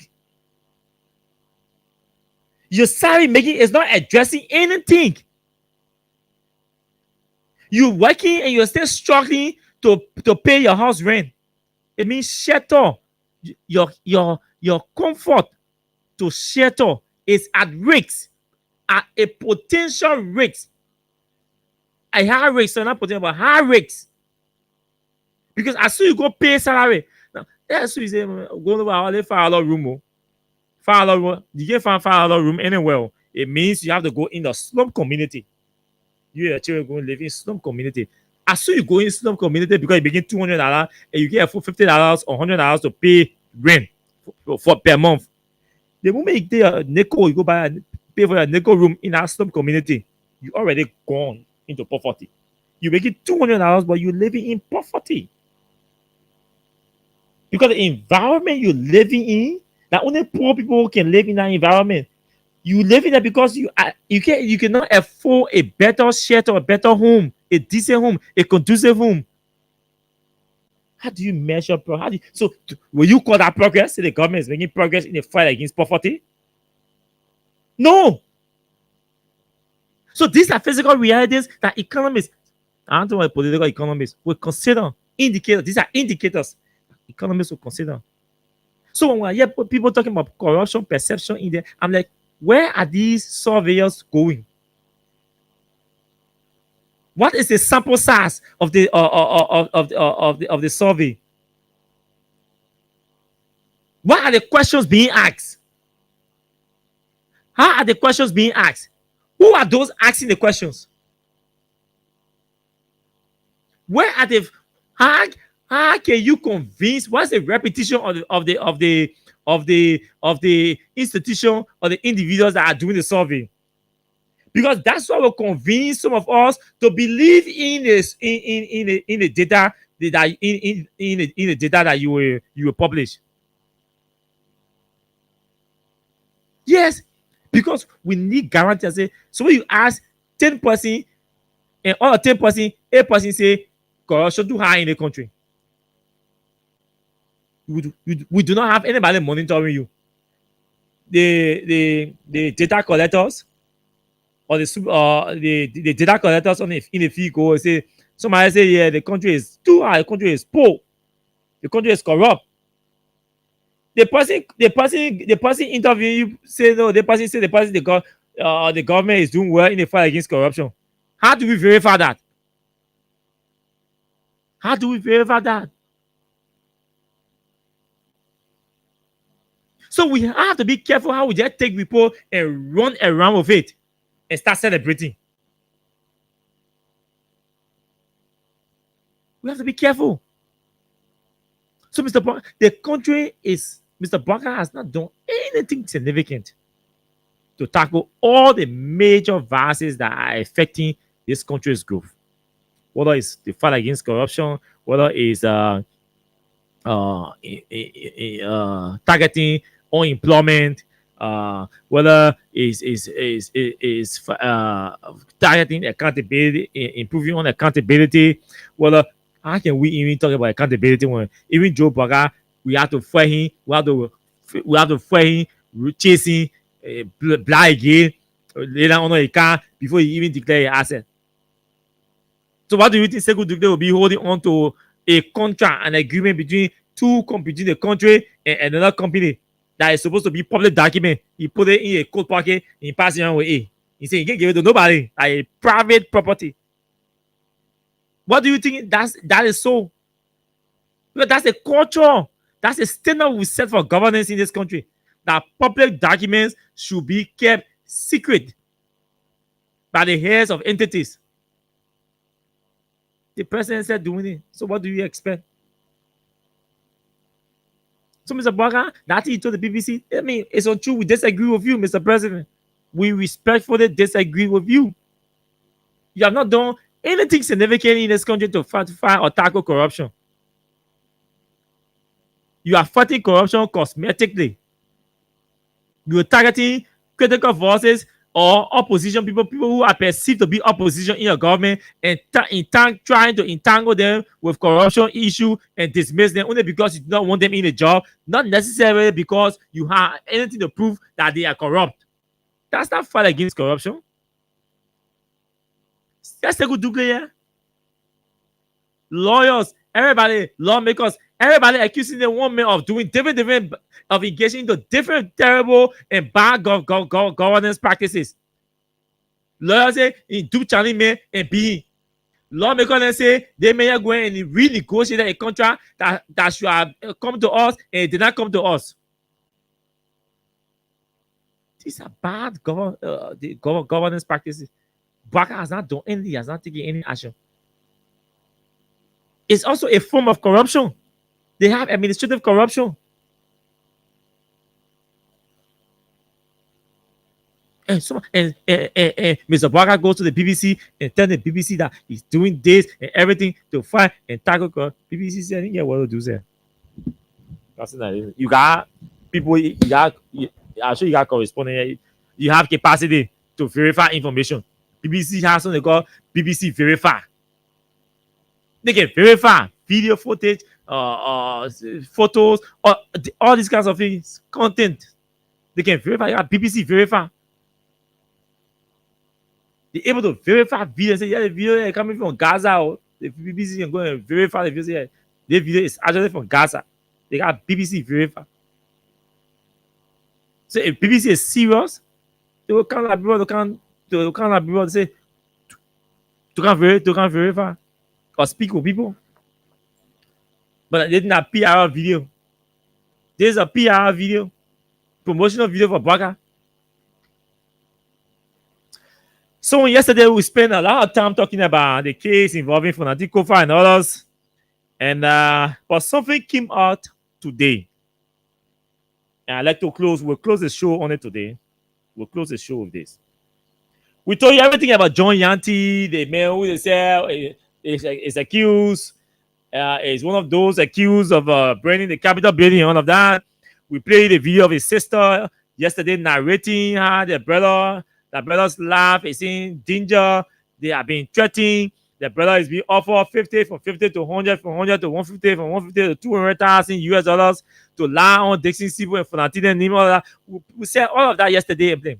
But what we could not have done yesterday was to have play you the audio recording of the John Yanti man himself. We told you that he was in police custody on Monday, removed from Luxury Hotel. He was kept in Luxury Hotel from June 6th to June 16th on Monday, because he was stubborn and adamant and refusing to agree to testify against Fonatine, to lie against Fonatine. They took him now, and the family pressure, public pressure, they brought him to the police station on Monday. They kept him at Central Monday, Tuesday, today. They took him to the court. Why in the court John Yanti demanded to speak to the press? Why in the court John Yanti demanded to speak to the press? Now I'll share one of the video. You see the EIU officers, riot police officers. John Yanti is in the middle of these riot police officers, EIU people. John Yanti is still trying to speak to the press. They barricaded John Yanti. See the video. I hope you see the video. Yeah, those of you watching, you see the video? You see the police presence? You hear me, John Yanti talking? The police did carrying way beyond squeezing the corner. That's John Yanti. You hear him talking? You hear me? I will play the recording. Don't worry, you hear it clearly. I just want you to see the police presence, how he was barricaded because they did not want him to speak to the press. You see? Let me play that again. Yeah, he's talking 200,000. He's still talking.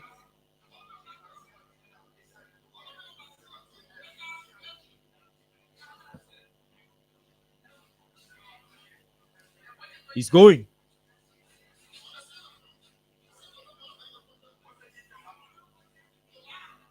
Yeah, to lie. You should lie again. Let me play the recording. Good for you to hear. I took recording. They won't hear that. The time they were carrying in the court. They will have another recording. Why in the court? He still calls Spoon. He says, Spoon, you can't. I want to. You come by. You bring your camera. Spoon took the camera to him.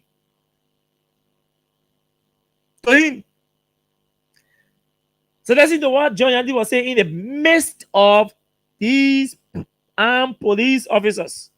Where were you going? You give me the 200,000. I said I'm telling that. They said the code. I said I'm telling that.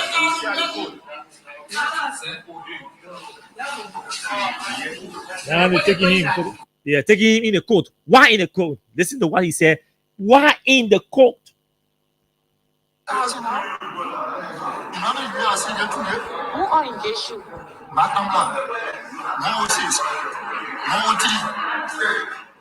Ambassador, I just forget what you mean. Yeah, but almost different government officials every day coming to my hotel. So where were you? Last time, also hotel. Boss were receiving. What they are last time? Someone receiving there. And me only. And since when you been in the country, the States?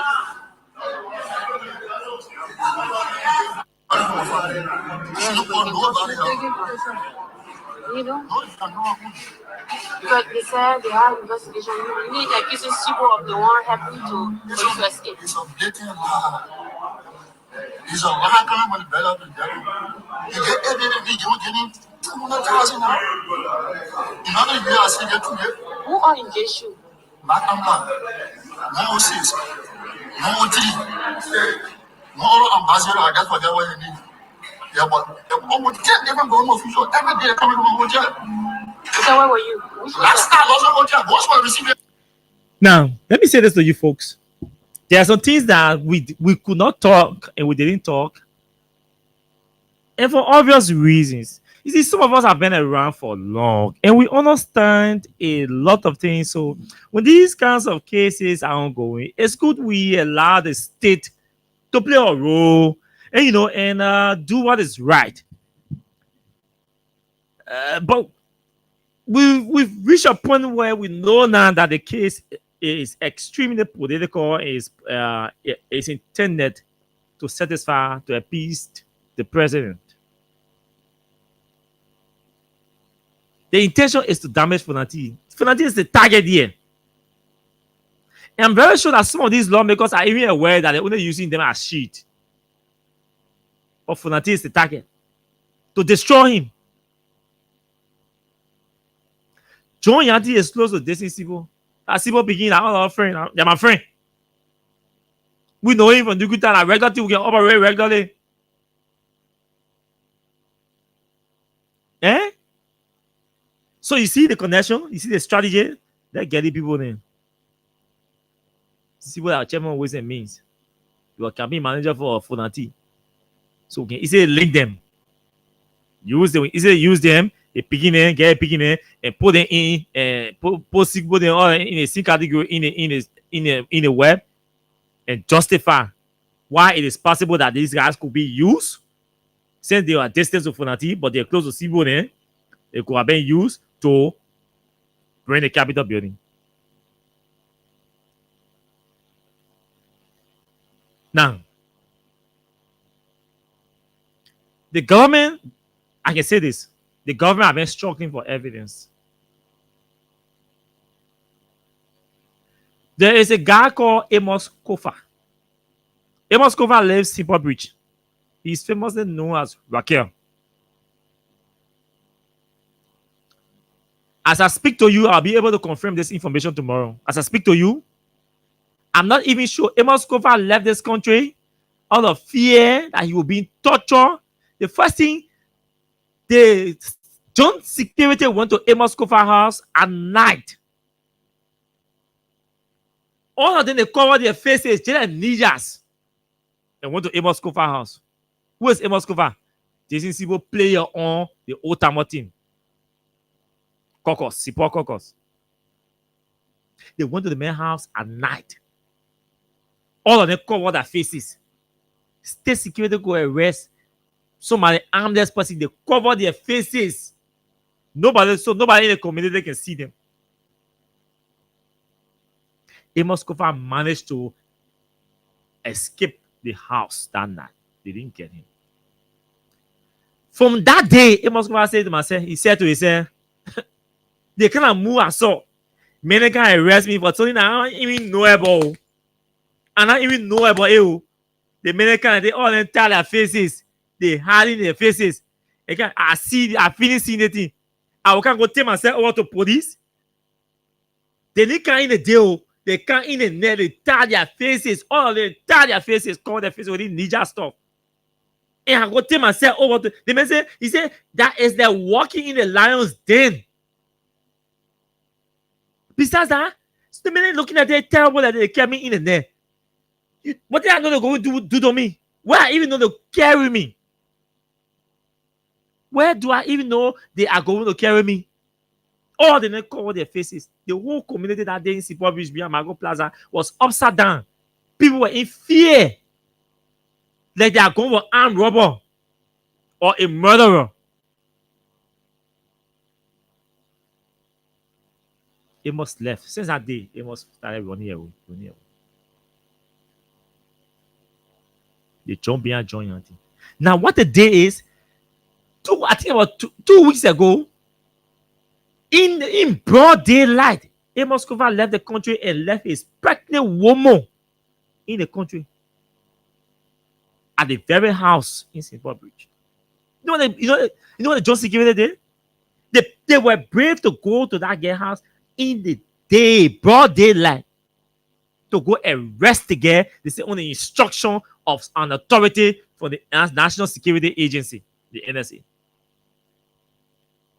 They say they go and arrest that girl. The girl, baby, now with 2 months old. But I assume they did not know that she had just given birth.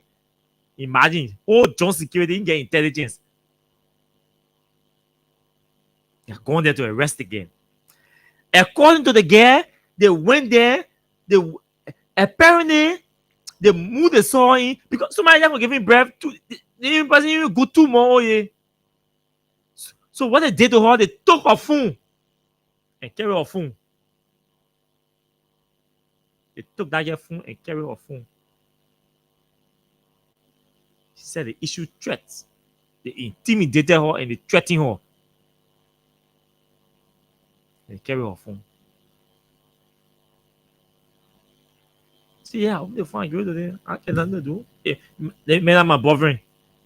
If you call me and answer your call, I'm supposed to reject my boyfriend call because government falsely accusing him of doing something. So when you go Israel, you go Gaza, you go Palestine, and he call me, I'm not answer. Does that make sense? They say they noted that he's talking to a woman. Who is supposed to talk to? That man, I'm that woman he's supposed to talk to. They say noted that the man talking to a woman. Who the man supposed? The man left it be better. The man left the country. The girl was pregnant. He not supposed to call a woman to talk to a woman. That man, I'm that woman he's supposed to call, or that Simeon friend woman he's supposed to call. Then they say, oh, the man calling a woman and talking to a woman. So they carry the phone.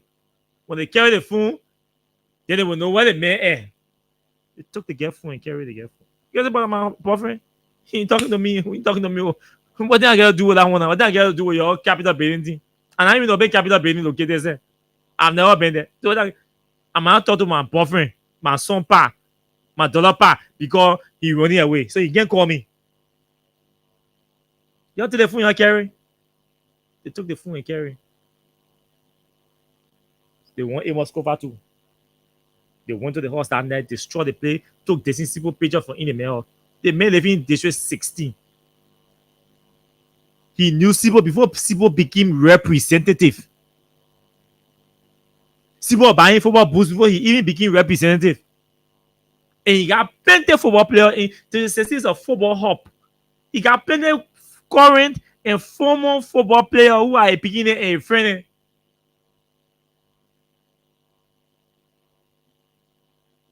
But because they're looking for people close to them to lie on, so they say, let's target people who are close to them, offer them money, torture them, intimidate them, harass them, beat on them, and have them to admit or to lie.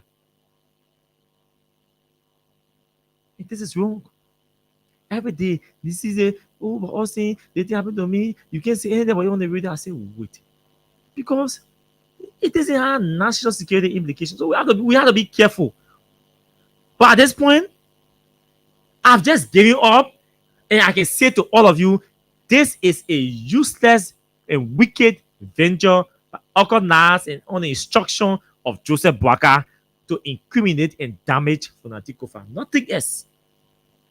I myself, we have realized that the case got no merit. The state does not have anything called evidence. The state does not have anything called evidence. And I will continue to say this. Rack the government does not have in the form of evidence. The first thing you want to do to put Fonati in jail. If you didn't put it in jail now, the people come out outside. You call somebody in the morning to come to you, the person respected you, law enforcement officer, the national police, get in a car, drove to you. Lawmakers, they drove to you. In the morning, he said 10 o'clock in the morning. You put them in conference room. And you have Fonati sitting in conference room from 10 in the morning to 4 o'clock in the evening with nobody asking him one single question. Nobody asking any question. They say, come for investigation. Fonati did not have to be at the police headquarters to be charged. Because he had already been investigated. So if you were charging him, the police could just charge him, call a press conference, and announce his charges and ask him to turn himself over. When you charge him, you go to the court. Your lawyer go to the court for indictment. When the court indicts him, Fonati goes to the court. But you call the person you want to charge, the person comes to the police station. You put all of them down in conference room.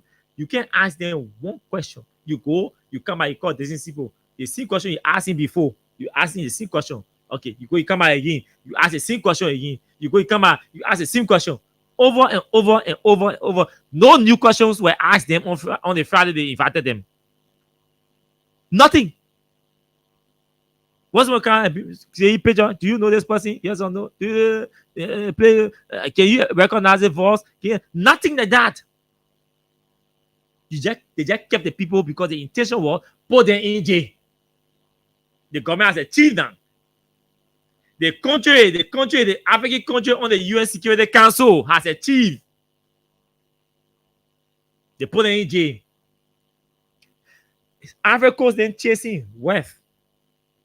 Syria countries, they're chasing wealth. Countries that have less educated people say than Liberian people. Countries that have people who have lesser public service experience than Joe Biden. They are chasing, creating wealth for their countries, for their citizens. We are chasing lawmakers because he not agree to step down as speaker. He not agree to not to contest as speaker. He defy my authority. So I want teaching lesson. We spend millions to teach people lesson who refuse to back off from contesting a position.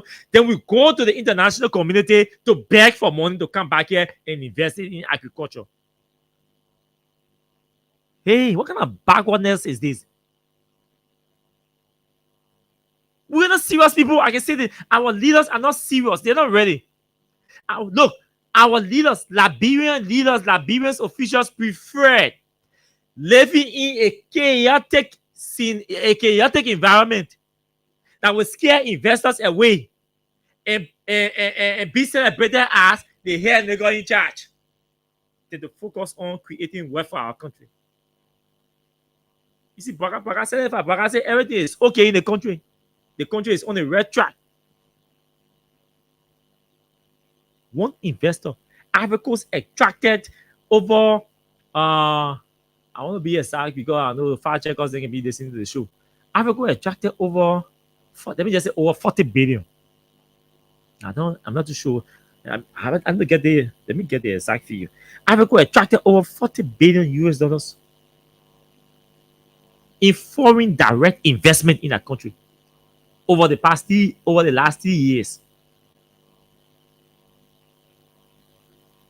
What has Liberia attracted? Zero.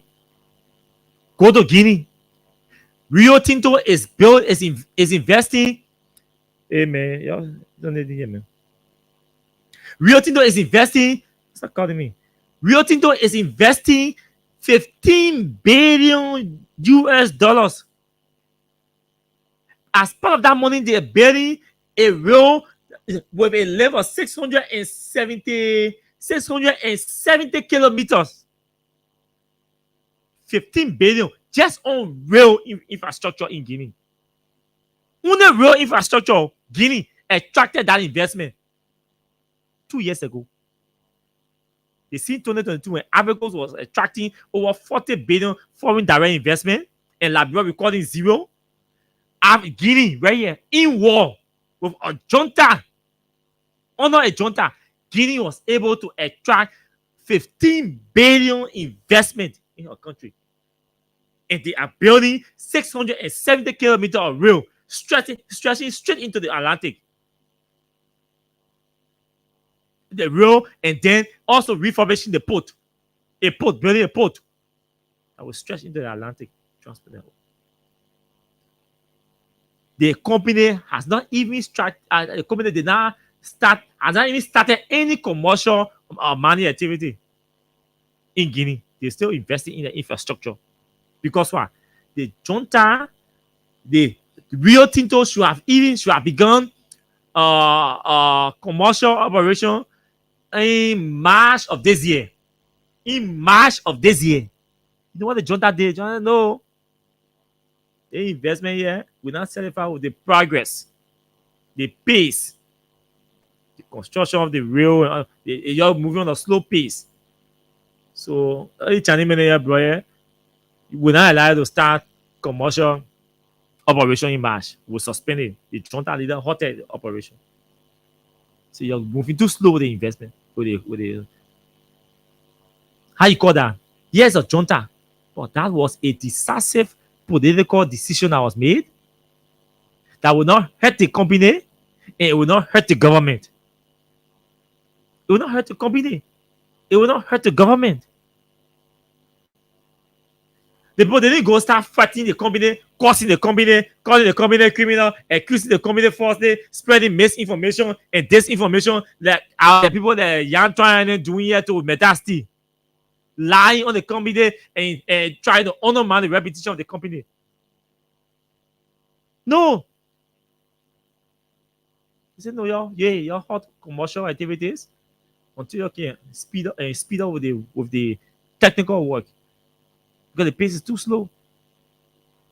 That's how decent leaders, responsible leaders can make intervention and reach mutual agreement with investments or investors in the country. They don't go chasing the investors, insulting the investors, trying to destroy the investment, trying to tarnish the reputation or the integrity of the company or the investment in the country that is providing jobs. Like Yanton and other people are doing the asset meter. And I've said this before over and over. I think 2 months ago, I posted on my page. I'm clear. If our government thinks that Aston Meter has not achieved or is not in compliance with their Mutual Development Agreement, what do? You sit on the table as a responsible government or as a responsible legislator or senator that Yanton is supposed to be and ask the company and make some requests to the company. No, you guys should have done X, Y, and Z. We notice that either you guys are on a slow pace or you guys have not, the timeline that you guys should have achieved this, the timeline has expired. So can we include this in this 2024 in your 2024 plan? Sit down and negotiate. Nobody forcing. Metasi came here to make money. They didn't come here to come force or make power with Yantoyan and other officials that are fighting the company. This company has over 9,000 employees. Liberians of that amount, over 73%. That's about 90% of those in Asda Meter's employment are Liberians. The records are there and you can verify them. I have the data. Maybe I need to spend some time talking about that tomorrow. A company, over 90% Liberians employ. They say, oh, the people employing foreigners. If they employing foreigners, who can give them foreigner employment stuff? In our labor ministry, how is the company? Why should you blame Metasi for having foreigners working at their man? Why should you blame them? Why should you attack them? Who brought them in the country? Who authorized a stay? Immigration gave them resident permit. Ministry of Labor gave them work permit. You leave Ministry of Labor and Immigration that gave them resident permit and work permit, and you go to the company, to the investor to attack the investors. What kind of illiteracy is this? What kind of illiteracy is this? The people did not just leave their country to come Liberia. They didn't just Jomo and go and play a king. They went to immigration. Immigration gave them work permit. They went up to visa. They went and got work permit from the Ministry of Labor and got resident permit from the Ministry of from immigration. They told you the reason they were here. You granted them. Instead of going to investigate first, even the foreigners that are at Metasi, what services are they providing here? Do we have Liberians that can provide those services? These are the questions that responsible governments are supposed to be asking. You just jump and start attacking company, attack. Liberia is the only country that I know they can just, public officials can just work on and just start attacking. Personally, physically attacking investors. They pay people, go there, they want to attack or damage or destroy the railway. They influence citizens to attack, to go after the company. One lawmaker just wake up in the morning, he not drink a little tea, they put too much sugar in the little tea, he get angry, he jump behind Metasti. Oh, Meta not do this. Oh, Meta not do this. Hey, chief, what Meta did not do, there is a procedure to compel them to do it. Attacking the company is not healthy for our economy. It's not healthy. Look, when public officials start attacking investments in the country, what you are telling the citizens indirectly is go and attack them too. Go and attack them. Because they see their leaders doing so. When a leader can go, you got National Investment Commission, you got EPA, you got all these government ministries and agencies that have regulatory and oversight powers. If you think a company has environmental issue, you go to EPA first. Go call EPAs and ask EPA for ask them it has environmental compliance record. The EPA tell you say Mitana being in compliance with that and all of that, then you have a point. You don't even go do research, you get nothing, you just start attacking the company that is operating in your country. All the companies, the sub companies that are operating, whether catering or what transport or anything, they have work for Nimba and Nimbayans get them. Real estate and Nimbayans get them. Thought to man, Joseph Howard, Prince Howard, sorry. They're the ones. Then you jump more. The same people Nimbayans are benefiting from the company. You jump more, you start attacking the company. To the extent a senator telling you, and a company that has over 9,000 employees, 90% of them are Liberians. That company operating in your country. A senator goes to the radio and say, but if they want to go, let them go. If Metasi did to there, Nana, if they did Nana, tomorrow, another company will come here. What kind of ignorance was that? Do you know how long it took President Sirleaf to even convince Mita to come here? Do you know the bureaucracy that President Sirleaf had to go through? Do you know the sacrifices that he made? Then he goes on to say, Mita came here in 2005, I don't know, Liberians, Abba not open, the country was poor, no investors were here, we were struggling, we were desperate, so we needed it, so we accepted everything. Granted. What do you do as a responsible legislature? You upgrade the concession agreement or the mineral development agreement to meet current realities. The thing is so simple that we should not even have to fight. We do not have to fight, sorry. Because we have options and powers and authority available to us. If a mineral development agreement was signed in 2005 with Mitasti and amended in 2007 or 2014 and all of that, and you are still not satisfied, the agreement is there. You can rectify the agreement. Go to Mitasti and sit down at the table and say, we have to rectify this agreement. They don't tell you no. But the company is not telling you no, we do not want to rectify the agreement. Even the company is even asking you to extend your stay in Liberia. Hey. So now again, at times I can get angry with our leaders because the way we think. In the agreement, they say you can ratify the agreement if the two parties agree. Meaning, if Meta sees something in the agreement, say no, I think we want to upgrade or want to include this in the agreement. Let's go negotiate with the government. Call NRC, call the other people and say, we want to include this, we want to amend the agreement to put the one inside. If the government of Liberia agree, the MDA say yes, they can go and update the agreement or upgrade or amend the agreement. If something in Mita agreement that the government of Liberia is not pleased with, or if the government of Liberia say, yeah, after 5 years, we want to add this one in the agreement, want to amend the agreement to add this there, you go to Metasi or NRC, the Interministerial Concession Committee, the IMCC, or the IMCC, yes, say you have the IMCC. You go to the IMCC and say, we think we want to put the one, even the Meta agreement expire, or we think they want 2 years that remain on our agreement, we think we want to address employment issue or all of that. or environmental compliance issue, or housing issue, or transportation issue. We want to put something there for transportation. The Interministerial Concession Committee will go to meet and say this is what the government is proposing to suit or align with the president's arrest agenda. Can we include this in the current MDA? Mita will not tell you no. They will not tell you no. Because the company is telling you they want to extend their stay here.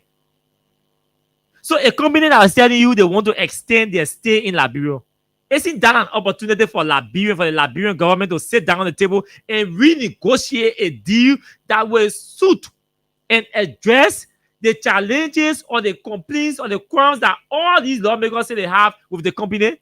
How can we live in a real procedure that we are supposed to follow to address issues that we think Mita are not being able to address? Then we attacking the company, paying people to attack the company, lawmakers going on radio and attacking the company. You damaging Liberians. And Liberians you targeting, and you think you're doing it to ask the Mita? You are not doing it to ask the Mita. You are doing it to overturn 8,000 Liberians that are employed with Mita still, with ask the Mita. They say if the company won't go, let them go today. If they leave today, tomorrow another company will be here to Sunday. What kind of myopic and challenge thinking is that? Exception is that? The authority is strategy. The reasoning is poor. That's dull reasoning. For young children at that level to just sit down and say, that Mita still leave today. Another company will just come in tomorrow. You have the capacity for another company to just walk in Liberia and start investing. How can only Meta see the only company everybody just talking about and running behind here? You bring more companies. Say Liberia get capacity to negotiate with investors that they can just walk in the country. You go bring more. We don't want Meta to go. We want Meta to stay, and we want the government to negotiate with other investors to bring more investors in the country. We don't want to replace Aston Meta with another company. That's not progress. We want Meta to be here, Wesley Cluster here, B Martin here, Golden Vermilion here, in different countries, different countries. Carry another company to River Cess, then go Mango. Carry some to Grange there, then go log, harvest our log and ship them, or then go plant cocoa. The Pogina be here. Are reading an investigative report on Africa's foreign direct investment, realize that the Burkinabe accounts the highest foreign workers in Africa Coast. The Burkinabe. And we are here joking and say we are attacking Asda Mita or fighting. Costing the company.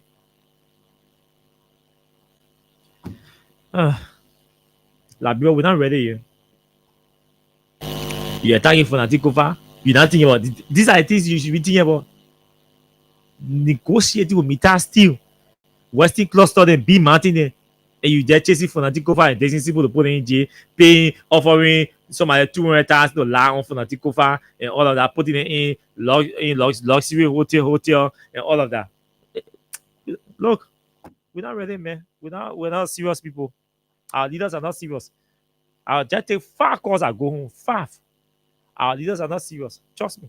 0776 104 104 0886 500 104. Let me just take 5 calls and go home. Yeah. But our leaders are not serious. Trust me. Things that we are supposed to address, we don't address them. We leave them and start chasing trivial issues. Trivial issues. Africa getting and making progress here. Targeting investment. Togo, Gambia. Even tourism. Go to Gambia. Building roads every day. Making money for bridges. And we are chasing Fonatikova to incriminate him. And you think we serious people? And we say we happy because on UN Security Council that it will develop our country. Let's hear you. Good evening to you. Hello? Hello? I answer the call. The main one talk. Okay, I'll take call from this side. Hello. Hello. Let's hear you. How you doing, Chief? I'm okay. Let's hear you quickly. I'm calling from Ghana State MPA. Okay. Yeah. For me, I'm referring to the managing director for MPA and for Freeport. Okay. Yeah, that fellow in question is far and secondly it's a capitalism pricing, which is too great. Oh yeah. Too great to be real. Too great is very capitalistic. Because when you start from the beginning to the top of Dugle, we enter into the port, that National Port Authority, from start to end, that Mandingo. You ain't got no other trap that serving within your office. Either Sherry or Dugle or you can send the last name or Siliki. But Dugle in question is a very unreasonable person. That job he got there is not a bad job, it's not a man job.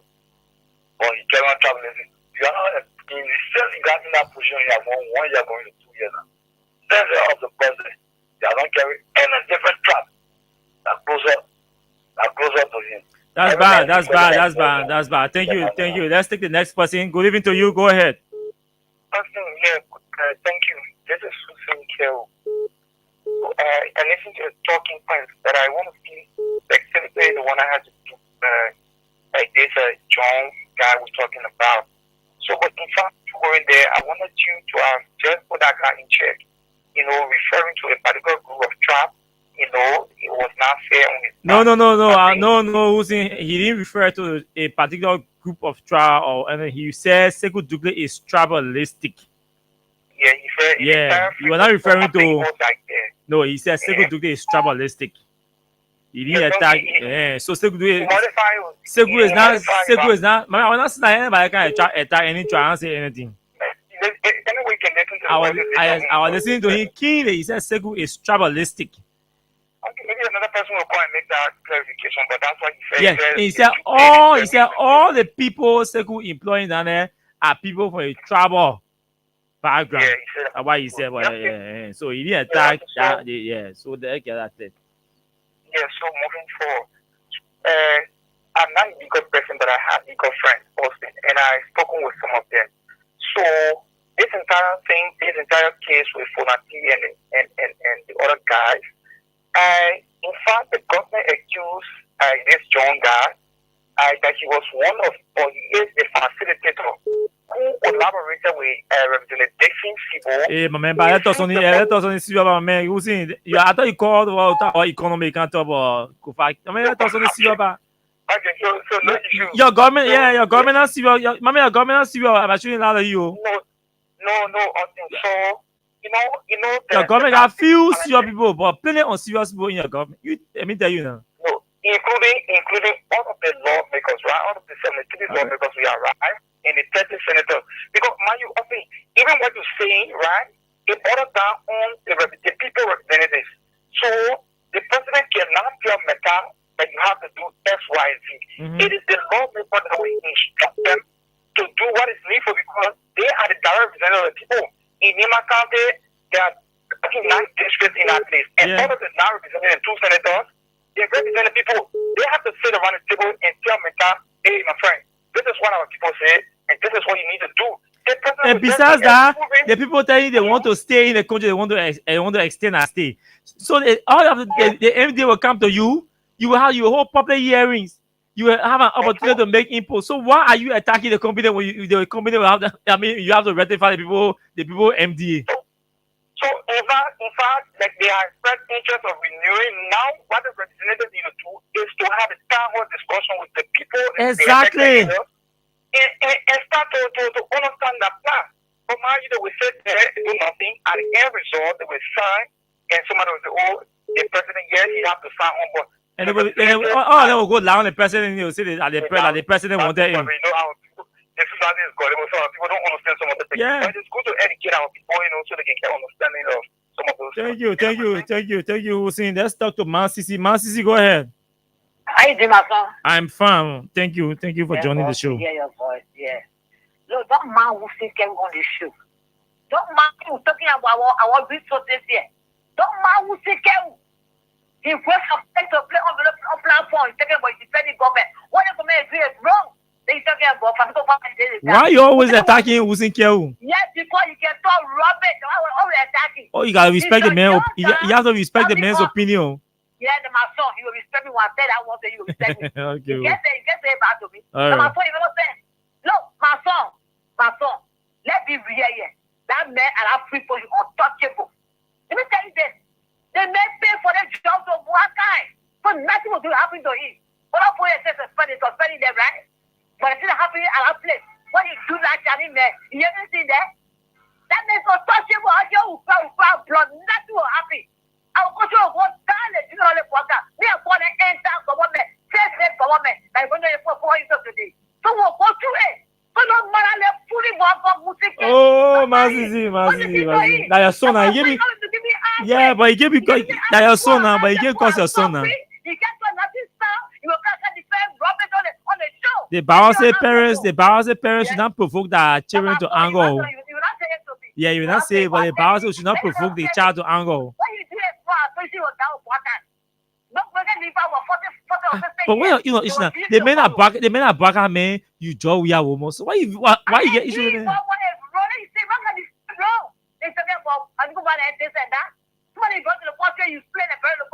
And CDC were empowered. You were defending everything in the CDC government. When Ron was saying it, for today, anywhere, I buy your day, right?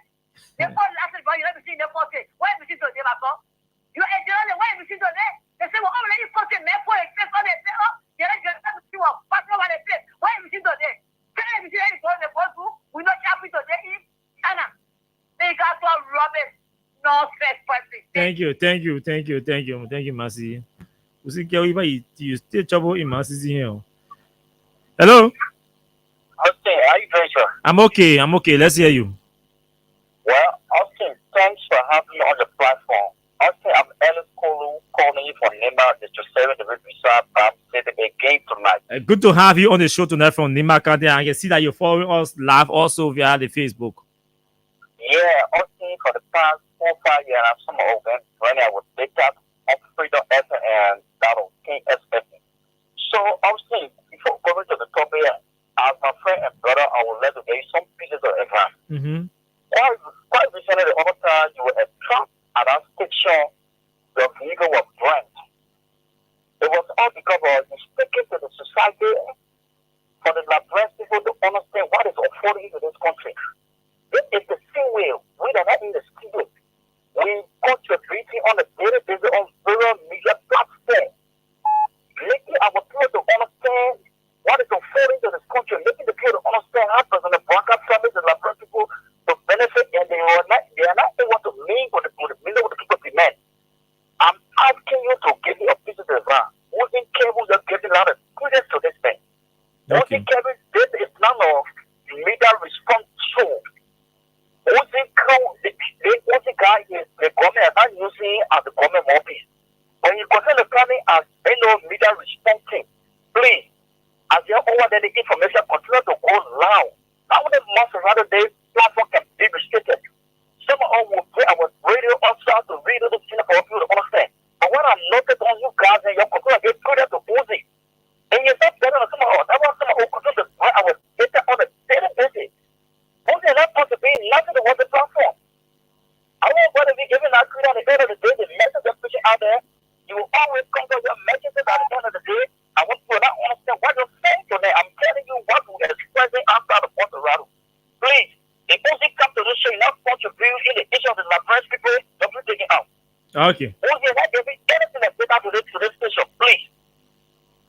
So, to the issue, if you get to the way Unity Party is proceeding, if you look at Unity Party that proceeding is over the solution, you can't have somebody to begin there to come up and say, you will force to lie on somebody, okay. What is it never going to die?